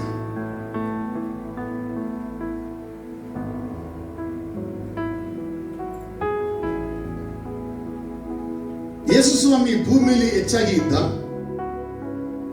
ಕಾಲದಲ್ಲೆಲ್ಲ ಅವರಿಗೆ ಪರಲೋಕ ಎಷ್ಟು ಗೊತ್ತೋ ಭೂಲೋಕವೂ ಅಷ್ಟೇ ಗೊತ್ತು. ಯೇಸು ಸ್ವಾಮಿ ದೇವರು ಮತ್ತು ಮನುಷ್ಯನಾಗಿದ್ದ. 100% ಗಾಡ್, 100% ಮ್ಯಾನ್. ಅವರು ಮಾತ್ರವೇ ಭೂಮಿ ಆಗಿದ್ದು. ಈ ರೀತಿ ಒಂದು ವ್ಯಕ್ತಿ ಇದ್ದಾನಕ್ಕೆ ಇನ್ನೊಬ್ಬ ಯಾರು ಅದಕ್ಕೆ ಇಲ್ಲವೇ ಇಲ್ಲ. ಅರ್ಥ ಆಗಲಿಲ್ಲ. ಜೀಸಸ್ ಮಾತ್ರ 100% ಗಾಡ್, 100% ಮನುಷ್ಯ. ಈ ರೀತಿಯಾದಂತ ಒಂದು ವ್ಯಕ್ತಿ ಭೂಮಿಯಲ್ಲಿ ಹುಟ್ಟಲಿಲ್ಲ, ಹುಟ್ಟೋದು ಇಲ್ಲ. ನನ್ನ ಮತ್ತೊಂದು ಅರ್ಥ ಆಗಿರ್ಬೋದು. ಯೇಸುವಿಗೆ ಪ್ರಪಂಚದ ಗೊತ್ತು, ಯೇಸುವಿಗೆ ಪರಲೋಕ ಗೊತ್ತು. ಯೇಸುವಿ ಬಂದಿರೋದು ಯಾಕಂದ್ರೆ ಈ ಯಾವ ರೀತಿ ಲೇಬರ್ಸ್ ಗಳಿಗೆ ತನ್ನ ಕುಟುಂಬ ಕಾಪಾಡಕ್ಕೆ ಕೆಲಸ ಇಲ್ಲದೆ ಪರದಾಡ್ತಿದ್ದಾರೋ ಅವ್ರಿಗೆಲ್ಲ ಕೆಲಸ ಕೊಡಬೇಕು ಅಂತೇಳಿ ಆ ಕಾಲದಲ್ಲಿ ಜನ ನೋಡ್ತಾ ಇದ್ರು. ಆ ಕೆಲಸ ಸಿಕ್ಕರೆ ತಮ್ಮ ಕುಟುಂಬ ಕಾಪಾಡ್ತಾ ಇದ್ರು. ಹಾಗೆ ಯೇಸು ಆತ್ಮಿಕವಾಗಿ ಯಾರೆಲ್ಲ ಜೀವ ಕಳ್ಕೊಂಡಿದ್ದಾರೆ, ಜೀವ ಇದೆ ಜೀವ ಇಲ್ಲ ಹಾಗಾದ್ರೆ ಈಗಮ್ಮ ಉಯಿರಿಕಿದ ಮಾನನಲ್ಲ, ಉಯಿರ್ಲೆ ಉಯಿರ್ಲೆ ಪಾಪದಿಂದ, ಶಾಪಗಳಿಂದ, ಮಂತ್ರ ತಂತ್ರಗಳಿಂದ, ಮನ ಕೆಟ್ಟಂಗ್ರೀಗ ವಿಗ್ರಹಗಳಿಂದ, ಕೆಟ್ಟ ಜನರ ಸಹವಾಸಗಳಿಂದ, ಕೆಟ್ಟ ವ್ಯಕ್ತಿಗಳ ಕೂಡ ಜೀವಿಸೋದ್ರಿಂದ ಒಂದು ಜನ ಲೌಕಿಕವಾಗಿ ಹೋದ್ರು, ಒಂದು ಜನಗಳು ಪೊಲಿಟಿಕಲ್ ಆಗಿ ಹೊಂಟೋದ್ರು, ಇನ್ನು ಜನಗಳು ದೇವರ ವಾಕ್ಯ ಗೊತ್ತು ಕೂಡ ಅವ್ರೇನ್ ಮಾಡಿರೋ ದೇವರನ್ನ ಅನುಸರಿಸಿಲ್ಲ. ಯೇಸು ಬಂದ ಕಾಲದಲ್ಲಿ ಲೋಕವೇ ಕಾರ್ಗತ್ತಲೆ ಆಗಿತ್ತು. ಅದಕ್ಕೆ ಕತ್ತಲಲ್ಲಿ ಆತನು ದೊಡ್ಡ ಬೆಳಕಾಗಿ ಬಂದ. ಈ came as a big light. ಅದು ಲೋಕ ಹೆಂಗಿತ್ತು? Total darkness. ಜಬುಲೂನ್ ನೆಫ್ತಾಲಿ ಪ್ರಾಂತ್ಯದಲ್ಲಿ ಆತನು ಕಾಣಿಸಿಕೊಂಡಾಗ ಯೆಶಾಯ ಪ್ರವಾದಿಯ ಪ್ರವಾದನೆ ನೆರವೇರಿತು. ದೊಡ್ಡ ಬೆಳಕು ಈ ಪ್ರಾಂತ್ಯದ ಜನಗಳಿಗೆ ಕಾಣಿಸಿಕೊಳ್ಳುತ್ತದೆ. ಅದು ಇಸ್ರಾಯೇಲಿಗೆ ದೇವರು ಮಾಡಿದ ವಾಗ್ದಾನ. ಆದರೆ ಜನ ಅದನ್ನ ಗಮನಿಸಿಲ್ಲ. ಆದರೆ ಯೇಸು ಏನಕ್ಕೆ ಬಂದ? ಯೇಸು ಯಾವಾಗ ಬಂದ? ಯೇಸು ಬಂದ ಕಾಲವೇ ಎಂಡ್ ಟೈಮ್. ಹೇಳಿಮ್ಮ ಯಾವಾಗ? 3 ರಿಂದ 5 ಅಂದ್ರೆ ಅದೇ ಲಾಸ್ಟ್. ಈಗ ಮತ್ತೆ ಬೇರೆ ಕಾಲಕ್ಕೆ 5 ಸಂಸ್ಥೆ 5 ರಿಂದ ಈ ಕಾಲ. ಈ ಕಾಲದಲ್ಲಿ ಏನಿಲ್ಲ, ನೆಕ್ಸ್ಟ್ ಯಾರು ಬರಲ್ಲ. ಯೇಸುನೇ, ಯೇಸು ಲಾಸ್ಟ್. ಆದ್ರೆ ಮಹಮ್ಮದ್ ಹೇಳದ್ದು Jesus first, Muhammad last. Last prophet of God Muhammad ಅಂತ. ಪ್ರಾಫೆಟ್ ಅಲ್ಲ ಅವರು, ಪ್ರಾಫೆಟ್ ಆಗೋಕ್ಕಾಗಕ್ಕಿಲ್ಲ. ಒಂದು ಪ್ರೊಫೆಸ್ ಮಾಡಿಲ್ಲ, ಒಂದು ಹೀಲಿಂಗ್ಸ್ ಮಾಡಿಲ್ಲ. ಜಗಳಗಳು ಮಾಡಿದ್ದಾರೆ, ಹೊಡೆದಾಡಿದ್ದಾರೆ, ಜೀವಗಳು ತೆಗೆದಿದ್ದಾರೆ. ಅದು ಯೇಸು ಒಬ್ಬರಿಗೂ ಜೀವ ತೆಗೆದಿಲ್ಲ, ಬದಲಾಗಿ ಜೀವ ಕೊಟ್ಟ. ನಮ್ಮ ಜನ ಅರ್ಥ ಮಾಡ್ಕೊಂಡ್ರೆ ಅವ್ರ ಜೊತೆ ಮಾತಾಡಕ್ಕಾಗತ್ತೆ. ಜೀಸಸ್ ಈ ಭೂಮಿಗೆ ಬಂದಿದ್ದು ಅಳಿದು ಹೋಗುವ ಜನರನ್ನ ರಕ್ಷಿಸಕ್ಕಾಗಿ. ಆದ್ರೆ ಯೇಸು ಏನ್ ಕೊಡ್ತಾನೆ ಅಂತ ಈಗೆಲ್ಲ ಯೇಸುಗೆ ಏನ ಕೊಡ್ತಾರೆ? ಎಲ್ಲ ವರ್ಷ ಚೈನ್, ವರ್ಷ ಮೋಂದ್ರು, ವರ್ಷ வீடு, ஒரு காரு, நல்ல லக்ஸுரி லைஃப், நல்ல ஜாலியா வாழச்சு. அப்படி பண்ணுவார் ஏசாமி. இதெல்லாம் யாரும் நம்படி. இதெல்லாம் போதனை இருக்கு ಭೂಮಿயில, ತಿರುಟ್ಟು ಬೋಧನೆ ಇಲ್ಲ, ಕಳ್ಳ ಉಪದೇಶ. ದೇವ್ರು ಕೊಡಕ್ಕಾಗಲ್ವಾ? ಅದನಿಗೆ ಕೊಡ್ತಾನೆ. ಅದು ಮೊದಲು ಆತ ಹೇಳೋದಂದ್ರೆ, ನನ್ನ ರಾಜ್ಯಕ್ಕೆ ಬರುವ ರೀತಿ ಕಡೆ ಗಮನ ಕೊಡು, ಆಮೇಲೆ ಎಲ್ಲ ಕೊಡ್ತೀನಿ. ದೇವನ ಹುಡುಕದವ್ರಿಗೆಲ್ಲ ಕೊಟ್ಟಿದ್ದಾನೆ. ದಾವೀದ ನೋಡಿ ದೊಡ್ಡ ಐಶ್ವರ್ಯವಂತ. ದೇವ್ರ ಮಕ್ಕಳು ಅಬ್ರಾಮ ನೋಡಿ ದೊಡ್ಡ ಐಶ್ವರ್ಯವಂತ. ಅಬ್ರಾಮ ಒಬ್ಬ ರಾಜನಂತೆ ಇದ್ದ. ಕಾನಾನ್ಯರುಗಳ ಮಧ್ಯದಲ್ಲಿ ಅವನನ್ನ ಜನರು ಅಬ್ರಾಮ ಅಂತ ಹೆಸರು ಕರೀಲಿಲ್ಲ, ರಾಜನೇ ಎಂಬುದಾಗಿ ಕರೆದರು, ಪ್ರಭುವೇ. ಅದಕ್ಕೆ 4 ರಾಜರುಗಳು 5 ರಾಜರ ಯುದ್ಧಗಳು ನಡೆದಾಗ ಆದಿಕಾಂಡ 14ನೇ ಅಧ್ಯಾಯದಲ್ಲಿ ತನ್ನ ಸಹೋದರನ ಮಗನನ್ನ ಲೋಟನ ಹಿಡಿದುಕೊಂಡು ಹೋಗಿರುವಂತ, ಗೆದ್ದುಕೊಂಡು ಹೋಗಿರ್ತಕ್ಕಂಥ ಆ ರಾಜರುಗಳ ಬಳಿಗೆ ಅನೇಕ ರಾಜನ ಕರ್ಕೊಂಡು ಹೋಗದೆ ಇವನ ಸೇನೆ ಮಾತ್ರ ಹೋಗಿ ಆ ಪ್ರಬಲ ರಾಜ್ಯಗಳನ್ನ ಒಡೆದು ನಾಶ ಮಾಡಿ ಅವರ ಮಧ್ಯದಿಂದ ಅವರ ಕರ್ಕೊಂಬಂದ. ಹೇಳಿ ರಾಜನ ಇಲ್ಲ ನೋಡಿ, ಅರ್ಥ ಆಗಿಲ್ಲ. ಅಬ್ರಾಮ ಒಬ್ಬ ರಾಜ, ಅವನಿಗೆ 300 ಜನ ಇದ್ರು, 18 ಸೇವಕರುಗಳಿದ್ರು. ಅವ್ರಿಗೆಲ್ಲ ದಳಪತಿ ಯಾರು? ಎಲಿಯೇಸರ್. ಇವನು ರಾಜ ಅಲ್ಲ ಅಂತ ಅನ್ಕೊಳ್ಬಾರ್ದು. ರಾಜ ಗೆದ್ದು ಹೋದ ರಾಜನನ್ನ ಸೋಲಿಸಿ ಅವನ್ನೆಲ್ಲ ಕರ್ಕೊಂಬಂದ, ಲೋಟನ ಕರ್ಕೊಂಬಂದು ಕಾಪಾಡಿದ. ದೇವ್ರ ಮಕ್ಕಳನ್ನ ದೇವ್ರು ಚೆನ್ನಾಗಿ ಕಂಡಿತ ಇರ್ತಾನೆ. ಯಾವಾಗ ಇರ್ತಾನೆ ಅಂದ್ರೆ, ಮೊದಲು ನಾವು ದೇವ್ರನ್ನ ಚೆನ್ನಾಗಿ ತಿಳ್ಕೊಂಡಾಗ. ನಾವೇನ್ ಮಾಡ್ತೀವಿ? ಮೊದಲು ದೇವರನ್ನ ಚೆನ್ನಾಗಿ ತಿಳ್ಕೊಳ್ಳಲ್ಲ, ಕಾಸು ಬರೋದು ಜಾಸ್ತಿ ಬೇಕು. ದೇವ್ರ ಕಾಸು ಕೊಟ್ರೆ ಏನಾಗ್ತದಾಗ ನಮ್ಗೆ ದೇವರೇ ಬೇಡ ಅಂತದೆ. ಮೊದಲು ದೇವ್ರು ತಿಳ್ಕೊಂಡ್ರೆ ಕಾಸು ಬಂದ್ರು ಬದಲಾವಣೆ ಆಗಲ್ಲ. ಹಿಂಗ ಹೇಳಿವ, ಮೊದಲು ಕಾಸು ಅಂತ ಏಸು ಮದಿದ್ಲ ಬೇಡವಾರಿ, ಮೊದಲು ಏಸು நல்ல வந்துட்ட காசு எவ்வளவு நமக்கு தெரியாது. ரொம்ப பேர் காசு வந்துச்சு அப்படியே ಹೊರಟುಬಿಟ್ಟರು. ತುಂಬಾ ಜನಕ್ಕೆ ಕಾಸು ಬರತ್ತಂದ್ರೆ ಚೆನ್ನಾಗಿದ್ರು, ಕಾಸು ಬಂದ್ಮೇಲೆ ಹಂಗೆ ವಾಪಸ್ ಹೊಂಟೋದ್ರು. ಅದಕ್ಕೆ ಮೊದಲು ಕಾಸು ಬೇಡ, ಮೊದಲು ಏಸು. ಹೇಳಿ, ಮೊದಲು ಏಸು, ಆಮೇಲೆ ಕಾಸು. ಏಸು ಇದ್ರೆ ಕಾಸು ಇರ್ತದೆ, ಎಲ್ಲಾನು ಇರ್ತದೆ. ಮೊದಲು ದೇವರ ರಾಜ್ಯವನ್ನ ಹುಡುಕು, ಆಮೇಲೆ ನಿಮಗೆಲ್ಲವನ್ನ ನಾನು ಸೇರಿಸಿದ್ದೇನೆ. ಅರ್ಥ, ನೀನೇನು ಪ್ರೇಯರ್ ಮಾಡಿದ್ಯಾ? ಎಲ್ಲ ಕೊಡ್ತೀನಿ. ಯೇಸು ಬಳಿಗೆ ಬಂದವರು ಭಿಕ್ಷೆ ಬಿಡಿ ಚರಿತ್ರೆನೇ ಇಲ್ಲ. ಅಂದ್ರೆ ಯೇಸುವನ್ನ ನಿಜವಾಗಿ ಸೇವಿಸಿ ಅವ್ರಿಗೆ ಮೆಚ್ಚೋ ರೀತಿಯಲ್ಲಿ ಬದುಕಿ ಬಾಳಿದಂತ ವ್ಯಕ್ತಿಯನ್ನ ಯೇಸು ಭಿಕ್ಷಕನಾಗಿ ಇಡೋದು ಇಲ್ಲ. ಒಂದು ಯಾಕಂಗಾಗಿಲ್ಲ ಅಂತ ಹೇಳಿದ್ರೆ, ನಮ್ಮಲ್ಲಿ ಪ್ರಾಬ್ಲಮ್ ಇದೆ. ಏನ್ ಪ್ರಾಬ್ಲಮ್ ಅಂತ ಹೇಳಿದ್ರೆ, ಅವರು ಹುಡುಕೋ ವಿಷಯದಲ್ಲಿರ್ತಕ್ಕಂಥ ಸಮಸ್ಯೆ. ಅದಕ್ಕೆ ನಮಗೆ ಅಭಿವೃದ್ಧಿ ಆಗಕ್ಕಿಲ್ಲ. ಅರ್ಥ ಆಗಲಿಲ್ಲ. ಅಥವಾ ನಾವು ಅವರನ್ನು ಹುಡುಕೋದ್ರಲ್ಲಿ ಏನಾದ್ರು ಪ್ರಾಬ್ಲಮ್ಸ್ ಗಳಿದ್ರೆ ಸರಿ ಮಾಡೋದಂತ ಕೊಡಕ್ಕಿಲ್ಲ. ಅರ್ಥ ಆಗಿಲ್ಲ. ಈಗಲೂ ಕೆಲವು ದೊಡ್ಡ ಸೇವಕರಿಗೆ ದೇವರು ಕೋಟಿ ರೂಪಾಯಿ ದುಡ್ಡು ಕೊಟ್ಟರು. ಆ ದುಡ್ಡು ಬಂದ ಮೇಲೆ ಅವ್ರೇನಾದ್ರು ಅಂತ ಹೇಳಿದ್ರೆ ಎಲ್ಲ ದೇವರನ್ನ ಬಿಟ್ಟುಂಟದು. ದೊಡ್ಡ ಸೇವಕರಿಗೆ ಆಗಿದೆ ಅಂದ್ರೆ ನಮ್ ಕತೆ ಹೇಳಿ ಡಿಕ್ಕಿಲಿಕ್ಕೆ ಆಗ್ಬೋದು. அத்தட்ட வந்து நாங்கள் 100 கோடி வச்சுக்கணும், ராஜா மாதிரி அவன் நாங்கள் ஆமாப்பா, நான் ராஜா வேண்டாப்பா, இப்போ எப்படிக்கு நான் அப்படியே இருந்துக்கிறேன், 100 கோடி எடுத்து வாபஸ் போயிட்டுட்டேன். 100 கோடி உங்களால் 1 கோடி கொடுக்கலாமேச்சு. அப்போ திருட்டு கணக்கு எழுதுனாச்சு. நான் ஒரே வந்து எல்லாம் சைன் பண்ணணும் வச்சு, எல்லாரும் சைன் திருட்டு கணக்கெல்லாம் சைன் பண்ணவர். அவர் கேட்டு போயிட்டு நான் எங்கோ அநியாயம் இதெல்லாம் எல்லாம் சொன்ன நல்ல நியாயம் இது, எல்லாருக்கும் நடத்திக்கலாம். ನಿಮ್ಗೆ ಒಂದು ಕೋಟಿ ಕೊಟ್ಟು ಬೇಡ ಅಂತ ಸುನಿ ತಗೊಳ್ತೇವೆ ದುಡ್ಡು ಈಗ ಆಯ್ಕಿರಿ ಬೇಡ ಅಂತ. ಬೇಡಮ್ಮ ನಾಶ ಆಗಿದೆ ಯಾಕೆ? ಮೋಸದ ಹಣದ ನಿಮಿತ್ತ. ಅರ್ಥ ಆಗಿಲ್ಲ. ಹಣ ಏನ್ ಮಾಡ್ತದೆ? ಎಲ್ಲ ಕೆಟ್ಟತನಕ್ಕೆ ಮೂಲ ಕಾರಣ. ಕೊನೆಗೆ ಹಣ ನಮ್ಮ ಆತ್ಮವನ್ನ ಕೊಂದು ನಾಶ ಮಾಡ್ತದೆ. 7 ವರ್ಷದ ಕೂಡ ಆಮೇನ್ ತಿಳಿ ನೋಡೋಣ. ಅರ್ಥ ಆದರೂ ಆಮೇನ್ ಅಲ್ಲೇ ಎಲ್ಲೋ. ಅದು ಯೇಸು ಈ ಲೋಕಕ್ಕೆ ಯಾಕೆ ಬಂದಾಗಾದ್ರೆ ಈ ಸಂತತಿಯವ್ರನ್ನೆಲ್ಲ 5 ರೀತಿಯ ಕರೆಯೊಳಕ್ಕೆ ಬಂದಿರುವ ಎಲ್ಲರನ್ನ ಅವರು ತಗೊಂಡೋಗಿ ಬಂದಿದ್ದು ಎಲ್ಲಿಗೆ ಅಂತ ಹೇಳಿದ್ರೆ ನಿತ್ಯತ್ವಕ್ಕೆ ಕರ್ಕೊಂಡೋಗಿ ಬಂದಿದ್ದಾರೆ.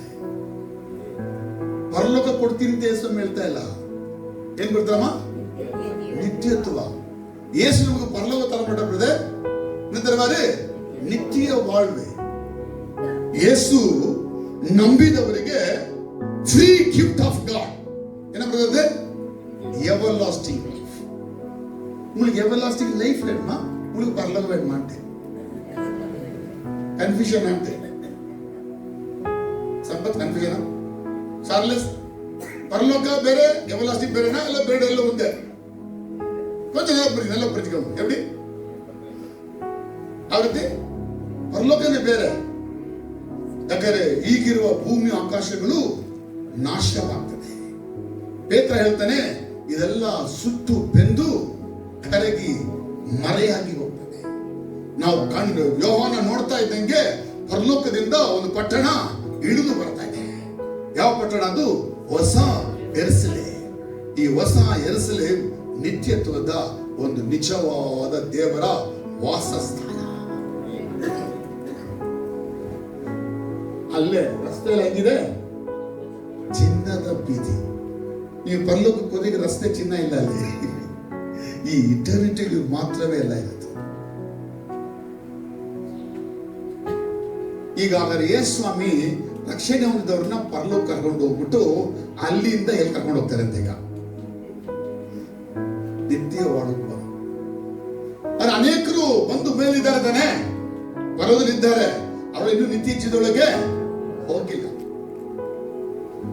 ಯಾಕಂದ್ರೆ ನಾವೆಲ್ಲರೂ ಕೂಡ ಕೂಲಿ ಉದ್ದೇಶ ಕೊಡ್ತಾರೆ ತಾನೆ. ಏನ್ ಮಾಡಿ ಕೂಲಿ ಬೆಳಗ್ಗೆ ಬಂದು ಬೆಳಗ್ಗೆ ಕೊಟ್ಬಿಟ್ರ 5 ಗಂಟೆ ಕೊಟ್ಟಿದ್ದು. ಇದು ಜಡ್ಜ್ಮೆಂಟ್ ಆಗಿಲ್ಲ. ಹಾಗಾದ್ರೆ ಜಡ್ಜ್ಮೆಂಟ್ ಯಾರು ಕೂಲಿ ಕೊಡೋದಂದ್ರೆ ಜಡ್ಜ್ಮೆಂಟ್ ಟೈಮ್. கூலி கொடுக்குற டைம் ஜட்ஜ்மெண்ட் கூப்பிடல. அப்ப இயேசு இன்னும் உலகத்துக்கு என்ன பண்ணல? ஜட்ஜ் பண்ணல. அப்ப யாருக்கும் நித்திய வாழ்வு யாருக்குமே கொடுத்தல. கொடுக்கப்பட்டிருக்குது. இங்க நம்ம அனுமதிச்சிருக்கிறோம், நித்திய வாழ்வு அனுமதிச்சிருக்கிறோம்.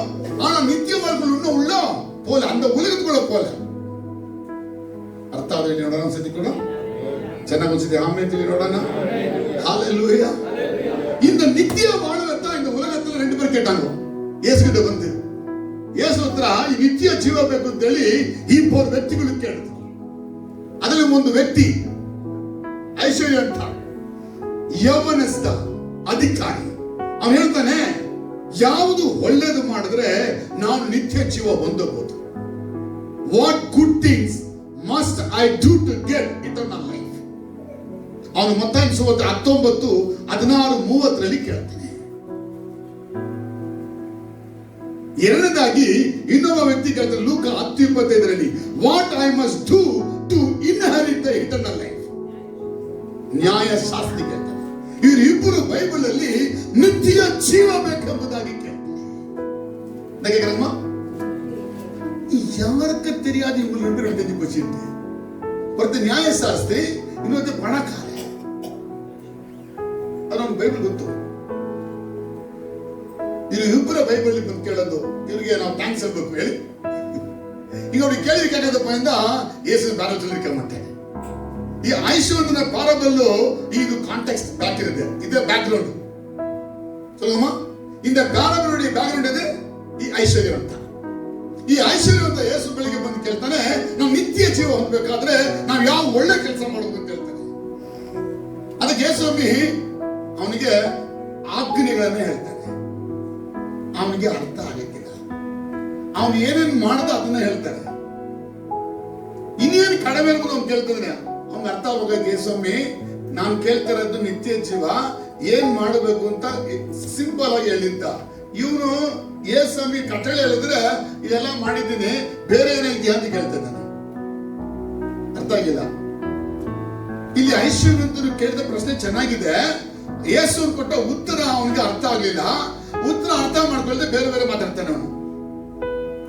ಸರಿ, ಅದಕ್ಕೆ ಅವನಿಗೆ ಅರ್ಥ ಆ ರೀತಿಯಲ್ಲಿ ಹೇಳಕ್ಕಾಗದಕ್ಕಾಗಿ ಆಸ್ತಿ ಎಲ್ಲ ಮಾಡೋಣ ನಿಂದೆ ಬಾ, ಆಸ್ತಿ ಮಾಡ್ಬೇಕು ನಿತ್ಯ ಹೋಗ್ಬೇಕಾದ್ರೆ ಅಂತ ಅಂದ್ರೆ ಉಂಗ ಆಸ್ತಿ ಎಲ್ಲ ಬಿತ್ತ ಅವ್ನು ನಿತ್ಯ ಒಳಗಡೆ ಮಾಡ್ತೀನಿ. ಇಲ್ಲಿ ಆಗುದಿಲ್ಲ ತಗೋ, ಆಸ್ತಿ ಹೆಂಗ ವಿಕ್ಕಿತವಲ್ಲ. ದೇವರು ಎಲ್ಲಿಯೂ ಕೂಡ ನಿಮ್ಮ ಆಸ್ತಿಯನ್ನ ಮಾರಾಟ ಮಾಡಿ ನನ್ನ ಹತ್ರ ಬಂದ್ರೆ ಎಲ್ಲರೂ ಕೊಟ್ಟು ಬಂದ್ರೆ ನಿತ್ಯ ಜೀವ ಕೊಡ್ತೀರಿ ಅಂತ ಹೇಳಿಲ್ಲ ಹೇಳಿಲ್ಲ ಹೇಳಿಲ್ಲ. அந்த பெரிய கிறிஸ்துவும் யாரும் ஆஸ்தி வித்தி யாரோ பரலோகத்தின் போல யாரோ. ஆனா ரெவரண்ட் மூணுன்னு சொல்லி ஒருத்தர் சவுத் கொரியால இருக்கிற கள்ள உபதேசம் என்ன பண்ணானா, இயேசு வந்துட்டாரு, இந்த கொஞ்ச நாள் வந்துட போறாரு, நீங்க என்ன பண்ணனா இந்த பூமியெல்லாம் வச்சு நீங்க பரலோகம் போக முடியாது, இந்த பூமியெல்லாம் நீங்க வித்துட்டீங்கன்னா பரலோகத்துக்கு ஃப்ரீ ஆயிடும். ஏன்னா அவனுக்கு கொடுத்த இயேசு சொன்னாரு ஆஸ்தியை நான் மாறி பந்தருக்கு கொடுத்துன்னு சொல்லி எல்லாம் மாறிட்டு சொன்னான். வாங்க யாருன்னா இந்த ரெவரண்ட் மூணுடைய ஏஜென்ட் தான். ಅರ್ಥ ಅದು ಯೇಸು ಮದುವೆ ಇಲ್ಲ, ಆಸ್ತಿ ಎಲ್ಲ ಬೆಚ್ಚಿದೆ. ಮೋಸ ಹೋಗ್ಬೇಡಿ, ಉಂಗ ಆಸ್ತಿಯ ವಿಕ್ಕಾದೀಗ ಯೇಸು ಸ್ವಾಮಿ ಹೇಳೋರು ಆಸ್ತಿ ಮಾರಣ ಬರಲೋಕ ಇಲ್ಲ, ಅದೆಲ್ಲ ಇಲ್ಲ. அவங்க சிஷ்யரை நிற்க புரியல. சிஷ்யரை கேட்டாங்க, அவங்களுக்கெல்லாம் விக்கெட் சொன்னாங்களே, நம்ம எல்லாம் வித்துட்டு வந்தோமே, நம்ம ಕೆಲಸ ಬಿಟ್ಟು ಬಂದ್ವಿ, ಅದು ಬಿಟ್ಟು ಬಂದ್ವಿ, ಇದು ಬಿಟ್ಟು ಬಂದ್ವಿ, ನಮ್ಗೇನು ಕೊಡ್ತೀಯಾ ಅಂತ. ಇವ್ರಿಗೂ ಅರ್ಥ ಆಗ್ಲಿಲ್ಲ. ಅದಕ್ಕೆ ನಿಮ್ಗೂ ನಾವು ಕೊಡ್ತೀನಿ, 12 ಸಿಂಹ ಕುತ್ಕೊಂಡು ನೀವು ಯಾಕೆ ತಿರುಗಿ ಮಾಡ್ತೀರಾ ಅಂತ. ಈಗ ಎಲ್ಲಿ ಇತ್ತ 12 ಸಿಂಹ ಪರಲೋಕದಲ್ಲಿ? ಯಾಕೆ ಪರಲೋಕದಲ್ಲಿ? ಪರಲೋಕದಲ್ಲಿ ಜಡ್ಜ್ಮೆಂಟೇ ಇಲ್ವಲ್ಲ, ಹಂಗ ಅಲ್ಲಿ ಜಡ್ಜ್ಮೆಂಟ್. ನಿತ್ಯ ಜೀವಕ್ಕೆ ಹೋಗಿ ನಿಮ್ಗೆ ಜಡ್ಜ್ಮೆಂಟೇ ಇಲ್ವಲ್ಲ. ಜಡ್ಜ್ಮೆಂಟ್ ಅಲ್ಲಿ ನೋಡಲ್ಲ 5 ಗಂಟೆಗೆ ಹೇಳಿ ಅಂದ್ರೆ ಎಲ್ಲಿ ಪೂರ್ವದಲ್ಲಿ ಆಗ್ಬೇಕಂತ ಜಡ್ಜ್ಮೆಂಟ್. ಮೇಲನ ಕೆಳಗಡೆನ ಅಷ್ಟೇ ಜಡ್ಜ್ಮೆಂಟ್. ಅದು ಮೇಲೆ ಒಂದು ಜಡ್ಜ್ಮೆಂಟ್ ಇಲ್ಲ. ಹಾಗಾದ್ರೆ ಅಲ್ಲಿ ಏನ್ ಜಡ್ಜ್ಮೆಂಟ್ ಅಂತ? ಅಂದ್ರೆ ಭೂಮಿಗೆ ಒಂದು ಜಡ್ಜ್ಮೆಂಟ್ ನಡೀತದೆ ಅಲ್ವಾ? 1000 ವರ್ಷ ಕಾಲದಲ್ಲಿ 1000 ಇಯರ್ ಕಿಂಗ್ಡಮ್ ಅಲ್ಲಿ ಭೂಮಿಯಲ್ಲಿ ಅಪೊಸ್ತಲರು ಕೇಳಿಕೊಂಡ ಹಾಗೆ ಅವರಿಗೆ ನ್ಯಾಯ ತೀರ್ಪು ಮಾಡುವಂತದನ್ನು ತೆಗೆದುಕೊಡ್ತಾರೆ. ಆದ್ರೆ ಅದು ಆಕ್ಚುಯಲ್ ಆಗಿ ನಿತ್ಯ ಜೀವಕ್ಕೆ ಸಂಬಂಧ ಅದು ಮಾಡಕ್ಕಿಲ್ಲ. ಅರ್ಥ ಆಗಿಲ್ಲ? ನಿತ್ಯ ಜೀವದು ನೀವು ನಿತ್ಯ ಜೀವ ಹೊಂದಕ್ಕೆ ಆಸ್ತಿ ಕೊಟ್ರೆ ಸಿಗುತ್ತಾಗಾದ್ರೆ, ನಿಮ್ ಕೆಲಸ ಕೊಟ್ರೆ, ನಿಮ್ಮ ಹಣ ಕೊಟ್ರೆ, ನಿಮ್ಮ ಮನೆ ಕೊಟ್ರೆ, ಅದು ಕೊಟ್ರೆ, ಇದು ಕೊಟ್ರೆ ಸಿಗೋದಾದ್ರೆ ಅದು ಮೂಢಾಗೋಯ್ತಾಗಾದ್ರೆ. ಏನು ಮೂಢಾಯ್ತಂಗೆ ಇಲ್ಲ ಇಲ್ಲ. ನಿಮ್ಮ ಹಣ, ನಿಮ್ಮ ಆಸ್ತಿಗಳಿಗೆಲ್ಲ ದೇವರು ತನ್ನ ನಿತ್ಯ ಜೀವವನ್ನ ಕೊಡೋದಿಲ್ಲ. ಕಷ್ಟ ಆಯ್ತಾ? ಮತ್ತೆ ಹಣವಂತರಿಗೆ ಹೇಳಿದ್ರು ಎಲ್ಲ ನೀನು ಬಡವರು ಕೊಟ್ಬಿಟ್ಟು ನಾನು ಹಿಂದೆ ಬರೋ ನಿತ್ಯ ಜೀವ ಕೊಡ್ತಿದ್ದೀರಲ್ಲ ಅಂತ. ಅಲ್ಲಿ ನಾವು ಅರ್ಥ ಮಾಡ್ಕೊಳ್ಳಿಲ್ಲ ಯೇಸು ಏನ್ ಹೇಳ್ತಾ ಇದ್ದಾನೆ ಅಂತ. ಅಂತ ವಚನ ಒಂದು ಕೊಡ್ತಾವಲ್ಲ, ಲೂಕ 19ನೇ ಅಧ್ಯಾಯ 21ನೇ ವಾಕ್ಯ. ನೀನು ಸಂಪೂರ್ಣನಾಗಬೇಕೆಂದಿದ್ದರೆ ಹೋಗಿ ನಿನ್ನ ಆಸ್ತಿಯನ್ನ ಮಾರಿ ಬಡವರಿಗೆ ಕೊಡು, ಪರಲೋಕ ನಿನಗೆ ಸಂಪತ್ತಿರುವುದು, ನೀನು ಬಂದು ನನ್ನನ್ನು ಹಿಂಬಾಲಿಸು. இந்த கடைசி வார்த்தை ரொம்ப important. You must follow me. ಯಾಕೆ ಯೇಸು ಹೇಳ್ದ ಅಂತ? ಯಾಕೆಮ್ಮ ನಿತ್ಯ ಜೀವ ಎಲ್ಲಿದೆ ಅಂತ. ನಿತ್ಯ ಜೀವ ಸದ್ಯಕ್ಕೆ ಎಲ್ಲೂ ಇಲ್ಲ. ಈಗ ಅದು ಇರೋದು ಯೇಸುವಲ್ಲಿ ಮಾತ್ರನೇ. ಹೇಳಿ, ಅರ್ಥ ಇಲ್ಲ, ಅರ್ಥ ಆಗಿಲ್ಲ, ಅರ್ಥ ಆಗಿಲ್ಲ ಹೇಳಿಮ್ಮ. ನಿತ್ಯ ಜೀವ, ಇಟರ್ನಲ್ ಲೈಫ್ மனிதா யார்கிட்ட இப்போ ஜீசஸ் கிட்ட இருக்குது. நித்திய வாழ்வுன்னு சொல்லி இன்னொரு பட்டணம் இன்னும் பண்ணிருக்கிறாங்க. ஆனா இப்ப நித்திய ஜீவன் எಲ್ಲಿದೆ? கிறிஸ்தನಲ್ಲಿ ಇದೆ. சொல்லுமா, ஏசப்பா கிட்ட நித்திய ஜீவன் இருக்கு. அதான் சொன்னாரு, நீ வந்து என்ன பின்பற்றா அந்த ஜீவன் தருவேன், நானே ஜீவ. ಯೇಸುವೇ ನಿತ್ಯ ಜೀವ. ನಾನು ನಂಬುವನ ಹೊಟ್ಟೆ ಒಳಗಿಂದ ಜೀವಕರವಾದ ನದಿಯ ಒಳೆಗಳು ಹರಿಯುತ್ತವೆ. ಬೈಬಲ್ ಒಂದು 2-3 ಯೇಸು ನಿತ್ಯ ಜೀವನ ಅದ್ಭುತವಾಗಿ ಕೊಟ್ಟ.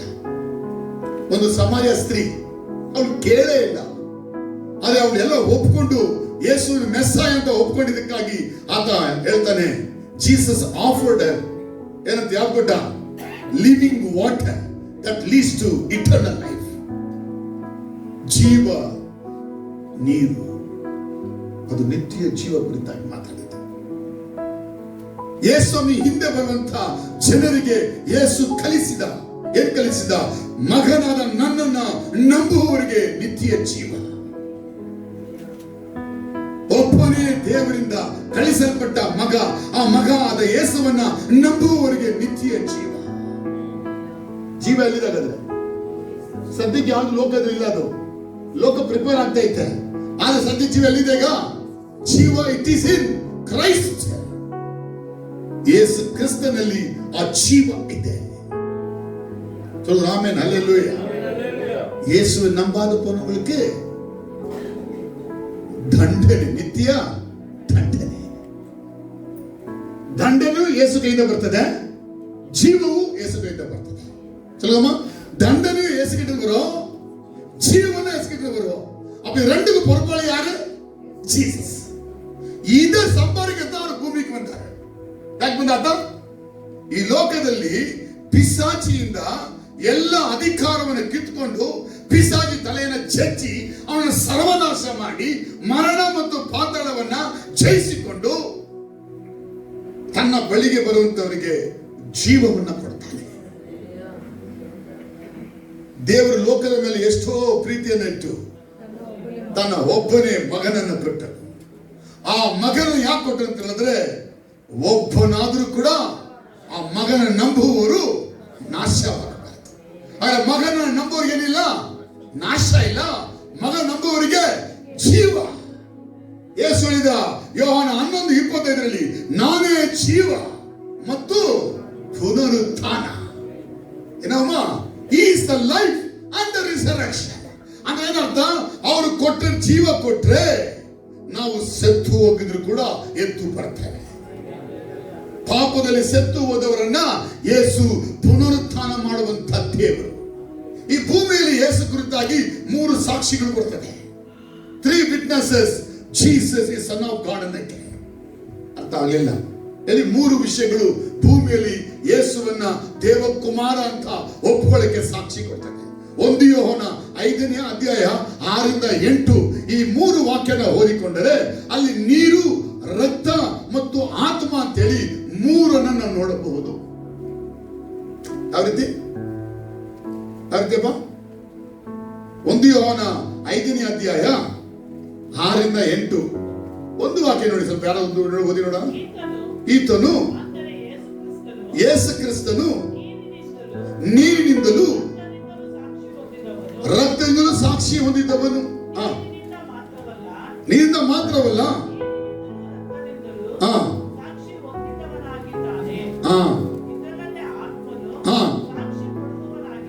ಇಲ್ಲಿ 3 witnesses for Christ is the son of God. 3 சாட்சிகளை கொடுக்குறாங்க. ஒன்னு தண்ணி, இன்னொன்னு ரத்தம், இன்னொன்னு ஆவி. That proves Jesus is the only begotten son of Jesus, the Father God. ದೇವರಿಗೆ ಒಬ್ಬನೇ ಮಗ ಯೇಸು ಅನ್ನಕ್ಕೆ 3 ಸಾಕ್ಷಿ. ಒಂದು ನೀರು, ನೀರು ತೋರಿಸಿದ್ರೆ ಆತನ ದೀಕ್ಷಾಸ್ಥಾನ. ವಾಟರ್ ಏನ್ ತೋರಿಸುತ್ತಮ್ಮ? ಆತನ ದೀಕ್ಷೆಯನ್ನು ತೆಗೆದುಕೊಂಡಲ್ಲ. ಆಗ ಪರಲೋಕ ತೆರೆದೇನು ಮಾತಾಡಿತ್ತು? ಜೀಸಸ್ ಸನ್ ಆಫ್ ಗಾಡ್ ಅಂತ ಹೇಳಿ ಮಾತಾಡಿದ ತಂದೆ. ಎರಡದಾಗಿ ಯೇಸು ಸುರಿಸಿದ ರಕ್ತ. ಯೇಸು ಶಿಲುಬೆಯಲ್ಲಿ ರಕ್ತ ಸುರಿಸಿದಾಗ ಈ ಲೋಕದ ಎಲ್ಲಾ ಪಾಪಗಳನ್ನ ದೇವರು ಕ್ಷಮಾಪಣೆ ಮಾಡಿದ. ಬ್ಲಡ್ ಇವತ್ತು ಮಾತಾಡುತ್ತೆ, Jesus is the son of God. 3 Yesu son of God ಅನ್ನಕ್ಕೆ ಯೇಸು ಸಮಾಧಿಯಿಂದ ಎದ್ದು ಬಂದು ಜೀವಿಸ್ತಾ ಇದ್ದಾನೆ ಅಂತೇಳಿ, Jesus is a resurrected God ಅಂತೇಳಿ ಹೋಲಿ ಸ್ಪಿರಿಟ್ ಆಫ್ ಗಾಡ್ ಸಾಕ್ಷಿ ಕೊಡ್ತಾರೆ. ಅರ್ಥ ಅದು ಅನ್ಸದ ಕೈಗಳ ತಟ್ಟಿ. ಟು ಗ್ಲೋರಿಫೈ ಜೀಸಸ್, ಯೇಸುವೆ ಗ್ಲೋರಿಫೈ ಮಾಡುತ್ತಾರೆ. தண்ணியும் ரத்தமும் ஆவியும் இயேசுவை குறித்து பேசுகிறது. அவரே ஒரே குமாரனாகிய பரலோக தேவன். எல்லாம் புரிஞ்சு இவருடைய ஃபாதர் என்ன பண்றாருன்னா ஜீவனை வச்சுட்டாரு, மரணத்தை வச்சுட்டாரு. உன்னை யாரு நம்பலையோ அவனை சா வச்சு பாதாளம் தள்ளு, யாரு நம்புறானோ அவனுக்கு ஜீவன். ನ್ಯಾಯ ತೀರ್ಪು ಯಾರು ಕೇಳಿದೆ? ಜಗತ್ತಿಗೆಲ್ಲ ಸುದ್ದಿ, ಒಂದು ದಿನ ನ್ಯಾಯ ತೀರ್ಪಿದೆ. ಅದು ಅಪೊಸ ಗ್ರಂಥಗಳು 17:31 ಬರೆಯಲ್ಪಟ್ಟಿದೆ. ಜಗತ್ತಿಗೆಲ್ಲ ಒಂದು ದಿನ ಇದೆ ನ್ಯಾಯ ತೀರ್ಪು. ಆ ನ್ಯಾಯ ತೀರ್ಪು ಯಾರ ಕೈಯಿಂದ ಆಗುತ್ತೆ? ಜೀಸಸ್ ಕೈಯಿಂದ ಆಗುತ್ತೆ. ನ್ಯಾಯ ತೀರ್ಪಿನಲ್ಲಿ ಸಿಕ್ಕಿಕೊಂಡವರಿಗೆ ನಾಶ ಆಗುತ್ತೆ. ಆದರೆ ಭೂಮಿಲಿ ಬದುಕಿರುವಾಗಲೇ ಯಾರು ಆದಾಮನಿಂದ ನೋವಾ, ನೋವನಿಂದ ಮೋಶೆ, ಮೋಶೆಯಿಂದ ದಾವಿದನಿಂದ ಯೇಸುವಿನ ಇಲ್ಲಿ ತನಕ ಯಾರು ದೇವರ ಧ್ವನಿಗೆ ಕಿವಿ ಕೊಟ್ಟು ಬಂದಿರ್ತಾರೋ ಅವರಿಗೆ ನ್ಯಾಯ ತೀರ್ಪಿಲ್ಲ, ಅವರಿಗೆ ಜೀವ ಕೊಡಲಾಗ್ತದೆ. ಯಾವ ಜೀವ ಇದು? ನಿತ್ಯ ಜೀವ. ಈ ಜೀವವನ್ನ ನಾವು ಹೊಂದಬೇಕೆಂಬುದೇ ದೇವರ ದೊಡ್ಡ ಯೋಚನೆ. ಅದಕ್ಕೆ ನಾವು ಕೂಡ ಸ್ನಾನ ಮಾಡ್ತೇವೆ, ಆತನ ಬ್ಲಡ್ ತೊಳ್ಕೊಳ್ತೇವೆ, ಆತನ ಆತ್ಮ ತುಂಬುತ್ತೇವೆ. ಯಾಕಂದ್ರೆ ಆತನ ಮಗನ ಮಕ್ಕಳಾಗುವುದಕ್ಕಾಗಿ, ಯೇಸುವಿನ ಮಕ್ಕಳಾಗಿ ನಮಗೂ ಮೂರು ಸಾಕ್ಷಿ. ಅದಕ್ಕೆ baptism is very important. Baptism ಇಲ್ಲದೆ ಆ ಜೀವದ ಒಳಕ್ಕೆ ಹೋಗಕ್ಕಾಗಲ್ಲ. ಹಾಗಾದ್ರೆ ಬ್ಯಾಪ್ಟಿಸಮ್ ಅಲ್ಲಿ ಏನ್ ನಡೀತದೆ ಅಂತೇಳಿ சும்மா இன்னொன்று இன்னைக்கு அனுப்புறோம். அவங்களுக்கு சீக்கிரம் வாங்க, ஒண்ணு பூமாலை ஒண்ணு போட முடியாது. இப்படி இப்படி இப்படி அப்படி அப்படி அந்த பக்கம் கொடுத்து இந்த பக்கம் நீங்க மணிக்கு வீடியோ மணிக்கு போங்க.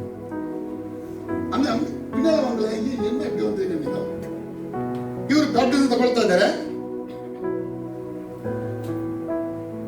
ಈಗ ನಾವು ಅವರಿಗೆ ಬ್ಯಾಪ್ಟಿಸಮ್ ಕೊಡ್ತಾ ಇದ್ದೀವಿ. ವಾಟರ್ ಒಳಕ್ಕೆ ಹೋಗ್ತಾರೆ ಅಷ್ಟೇ. ಇದು ನನ್ನ ಕೆಲಸ ಅಷ್ಟೇನೆ, ವಾಟರ್ ಹೋಗೋದು. ನಾನು ಬ್ಯಾಪ್ಟಿಸಮ್ ಅಷ್ಟೇ. ಆದರೆ ಹೋಲಿ ಸ್ಪಿರಿಟ್ ಮೇಲಿಂದ ತಂದೆಯಿಂದ ಇವರು ಒಳಕ್ಕೆ ಬರ್ತಾರೆ. ಎಲ್ಲಿಗೆ ಬರ್ತಾರೆ? ಇವರ ನಿಜವಾದ ಮನುಷ್ಯ ಯಾರು? ಆತ್ಮ, ನೆಫೇಶ್, ಅಲ್ಲಿ ಬರ್ತಾರೆ. ಯಾಕೆ ಬರ್ತಾರೆ ಅಂತ ಹೇಳಿದ್ರೆ, ಇಲ್ಲಿ ಜೀಸಸ್ ಇದಾರಲ್ಲ, ಇವರನ್ನ ಜೀಸಸ್ ಒಳಕ್ಕೆ ಕಳಿಸಕ್ಕೆ. ಅರ್ಥ ಆಗಲಿಲ್ಲ? ನೀರಲ್ಲಿ ದೀಕ್ಷಾಸ್ಥಾನ ಕೊಡ್ತೀನಿ, ದೇವರು ಮೆಚ್ಚುತ್ತಾನೆ, ಮೆಚ್ಚಿ ತನ್ನ ಆತ್ಮನ ಒಳಕ್ಕೆ ಕಳಿಸ್ತಾನೆ. ಯಾಕೆ ಕಳಿಸ್ತಾನೆ ಅಂತ ಹೇಳಿದ್ರೆ, ಬಾಡಿ ಆಫ್ ಕ್ರೈಸ್ಟ್ ಒಳಕ್ಕೆ ಇವರು ಹೋಗ್ಬೇಕಾಗಿ. ಅರ್ಥ ಅದು?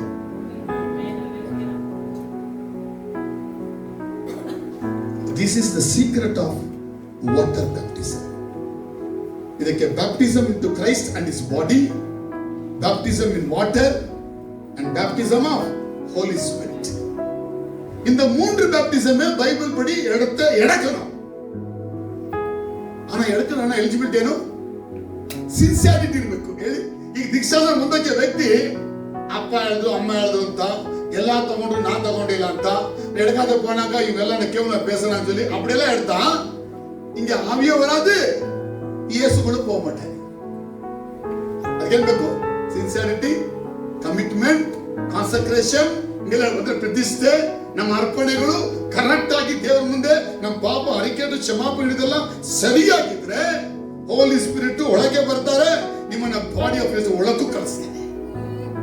ಕಮಿಟ್ಮೆಂಟ್ ಇಲ್ಲ, ಸರಿಯಾದ ರೀತಿ ಒಪ್ಪಿಸ್ಕೊಳ್ಳಿಲ್ಲ, ಕ್ಷಮಾಪಣೆ ಕೇಳಿಲ್ಲ ಅಂದ್ರೆ, ಮತ್ತೆ ಬಿಫೋರ್ ಬ್ಯಾಪ್ಟಿಸಮ್ ನಿಮ್ಮ ಪಾಪವನ್ನು ಅರಿಕೆ ಮಾಡಿ ನೀವು ಕ್ಷಮಾಪಣೆ ಕೇಳಿ ಯೇಸು ಮಾತ್ರವೇ ನಿಜ ದೇವರು ಅಂತೇಳಿ, ಅವರು ಹೊರತು ಇನ್ನೊಬ್ಬ ದೇವರು ಇಲ್ಲ ಅಂತೇಳಿ ನೀವು ನಿಜವಾಗಿ ಒಪ್ಕೊಂಡಿದ್ರೆ ಈ ಬ್ಯಾಪ್ಟಿಸಮ್ಗೆ ವ್ಯಾಲ್ಯೂ ಇರುತ್ತೆ.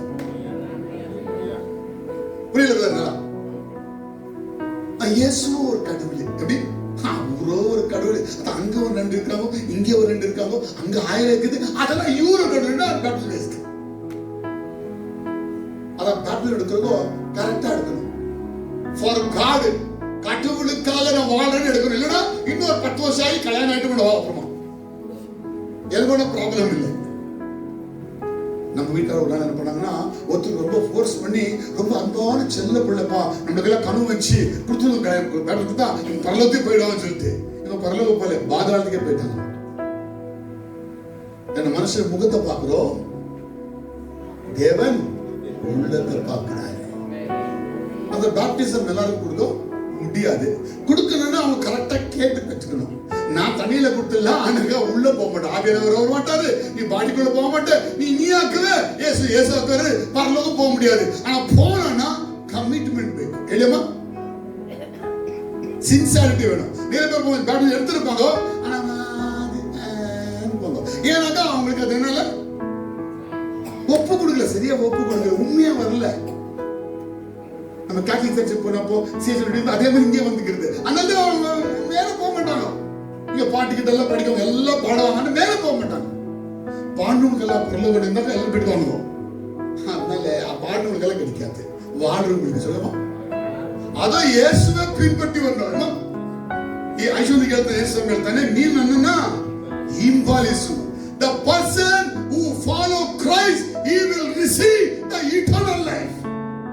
ಯೇಸುವನ್ನು ಹಿಂಬಾಲಿಸದೆ ಹೋದವನಿಗೆ ನಿತ್ಯ ಜೀವ ಸಿಗೋದೇ ಇಲ್ಲ. சொல்லுங்க, இயேசு வேணுமா யார் வருது? இயேசு நல்லா சொல்லிட்டாரு, என்ன பின்பற்றாத போனா நித்திய வாழ்வு. அவன் நித்திய வாழ்வு என்னன்னு, what do you mean by eternal life? A personal knowledge of God. ಎಂತಮ್ಮ? A personal knowledge of God. ವೈಯಕ್ತಿಕವಾಗಿ ಯೇಸು ಕುರಿತಾಗಿ ನನಗೆ ಎಲ್ಲವನ್ನೂ ತಿಳಿಯುವ ತಿಳುವಳಿಕೆ ನಿತ್ಯ ಜೀವ. அவ நித்தியலுக்கு என்ன பண்ண போறீங்க? அங்க போய் தேவனை நல்லா படிக்க போறீங்க.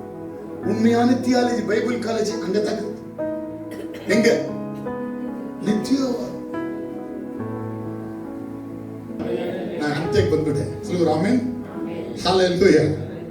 A personal knowledge of God. It's mean eternal life ಅಂದ್ರೆ personal knowledge of God.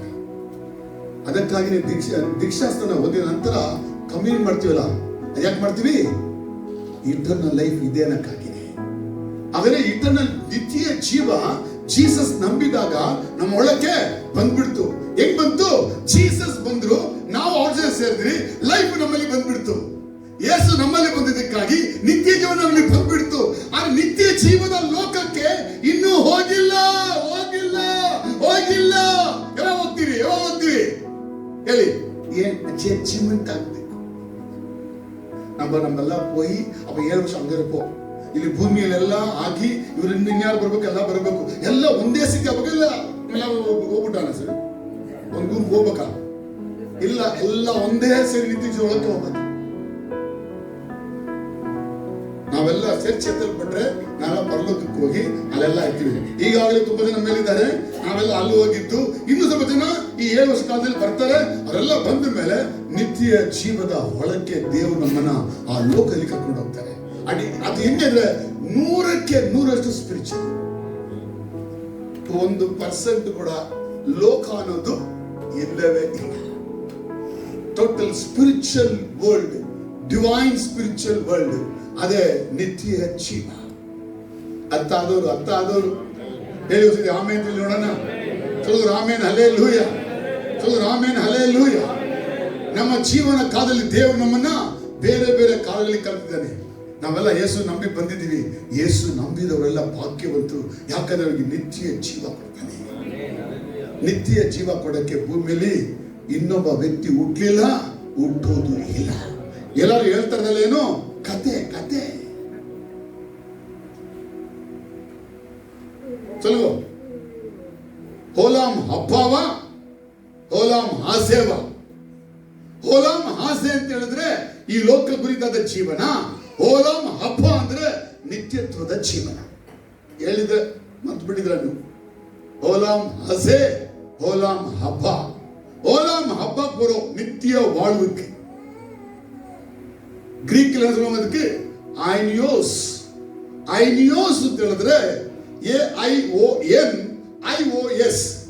AION IOS. ತಿಳಿಸಿದ್ರಿ? AION IOS. ಐನಿಯೋಸ್. Zo ಐನಿಯೋಸ್. Zo SOZOE. Zo ಐನಿಯೋಸ್ ಅಂದ್ರೆ ನಿತ್ಯ ಜೀವ. ಗ್ರೀಕ್ ಝೋ ಐನಿಯೋಸ್ ಗ್ರೀಕ್ ಅಲ್ಲಿ, ಹೀಬ್ರಿಯಲ್ಲಿ ಓಲಾಮ್ ಹಬ್ಬ. அப்படின்னா அந்த உலகமே வேற. சொல்லுங்கம்மா, அந்த உலகமே வேற. 100க்கு 100 ಸ್ಪಿರಿಚುವಲ್. ಫಾದರ್, ಸನ್, ಹೋಲಿ ಸ್ಪಿರಿಟ್ ಎಲ್ಲರನ್ನು ಕೂಡ ನಮ್ಮ ಸ್ವಂತ ಕಣ್ಣುಗಳಿಂದ ಆತ್ಮಿಕವಾಗಿ ಕಾಣುವ ಲೋಕ. ಅಲ್ಲಿ ನಾಯಿಗಳು ಬರ್ತದ? ನಾಯಿನೂ ಇಲ್ಲ, ನರಿನೂ ಇಲ್ಲ. தீட்டுப்பட்டவர் அந்த வழியாய் கடந்து செல்ல மாட்டார்கள். ಅಂದ್ರೆ ಅಶುದ್ಧವಾದವರು ಆ ಮಾರ್ಗದಲ್ಲಿ ಬರಲಿಕ್ಕೆ ಆಗೋದೇ ಇಲ್ಲ. நல்ல புரிஞ்சு சொல்லுங்க. தீட்டுப்பட்டவர்கள் அந்த வழியில என்ன பண்ண மாட்டாங்க. அவன் நாய்கள் எங்க இருக்கோ? வெளியோ வெளியோ வெளியோ. இந்த ஜீவனை பெற்றுக்கொள்றதுக்கு ಜೀವ ಹೊಂದ್ಕೊಳ್ಳೋಕ್ಕಾಗಿ ಯೇಸು ಬೆಟ್ಟದ ಆ ಒಂದು ಪ್ರಸಂಗದಲ್ಲಿ 3 ಮುಖ್ಯ ಮಾತುಗಳನ್ನು ಹೇಳಿದ. ಒಂದು ಬ್ರೋಕನ್ನೆಸ್, ಆತ್ಮದಲ್ಲಿ ಬಡವರು ಧನ್ಯರು. ಇನ್ನೊಂದು, ನಮ್ಮ ಸಂಕಟದ ಸಮಯದಲ್ಲಿ ತಾಳ್ಮೆಯಿಂದ ಇರಬೇಕು. ಒಬ್ಬ ಸರ್ವೆಂಟ್ ಆಗಿ ನಾವು ಇರಬೇಕು. ಇದು ಆ ದೇವರಾಜ್ಯದ ಗುಟ್ಟು. ದೇವರಾಜ್ಯ ಒಳಕ್ಕೆ ಪ್ರವೇಶಿಸಬೇಕಾದ್ರೆ, ಅಂದ್ರೆ ನಿತ್ಯ ಜೀವನ ಒಳಗೆ ಬೇಕಾದ್ರೆ ಇದು ಭಾರಿ ಮುಖ್ಯವಾದದ್ದು. ಹೇಳ್ತಿದೆ ಸ್ವಲ್ಪ ಈಗ ಒಬ್ಬರಿಗೆ ನಾವು ಯೇಸು ಸ್ವಾಮಿನ ಜೊತೆ ಹೋಗಿ 10ನೇ ಪರಬೆಯಲ್ಲಿ ಜೊತೆ ಇರ್ತೀವಿ. ದೇವ್ರು ನಮ್ಮನ್ನ ಅಲ್ಲಿಂದ ಏನ್ ಮಾಡ್ತಾರೆ? ನಿತ್ಯ ಜೀವಕ್ಕೆ ಕೊಂಡೊಯ್ತಾನೆ. ನಿತ್ಯ ಜೀವ ಯೇಸುವೆ. ಆದ್ರೆ ಅಂತ ಒಂದು ಲೋಕವನ್ನ ಸೃಷ್ಟಿ ಮಾಡಲಾಗ್ತದೆ. ಅದಾದ ಮೇಲೆ ನಮ್ಮನ್ನ ಒಳಕ್ಕೆ ಕರ್ಕೊಂಡು ಹೋಗ್ತಾನೆ. ಮುಗಿಸ್ಬೇಡಿ, ಟೈಮ್ ಆಯ್ತು. God bless you.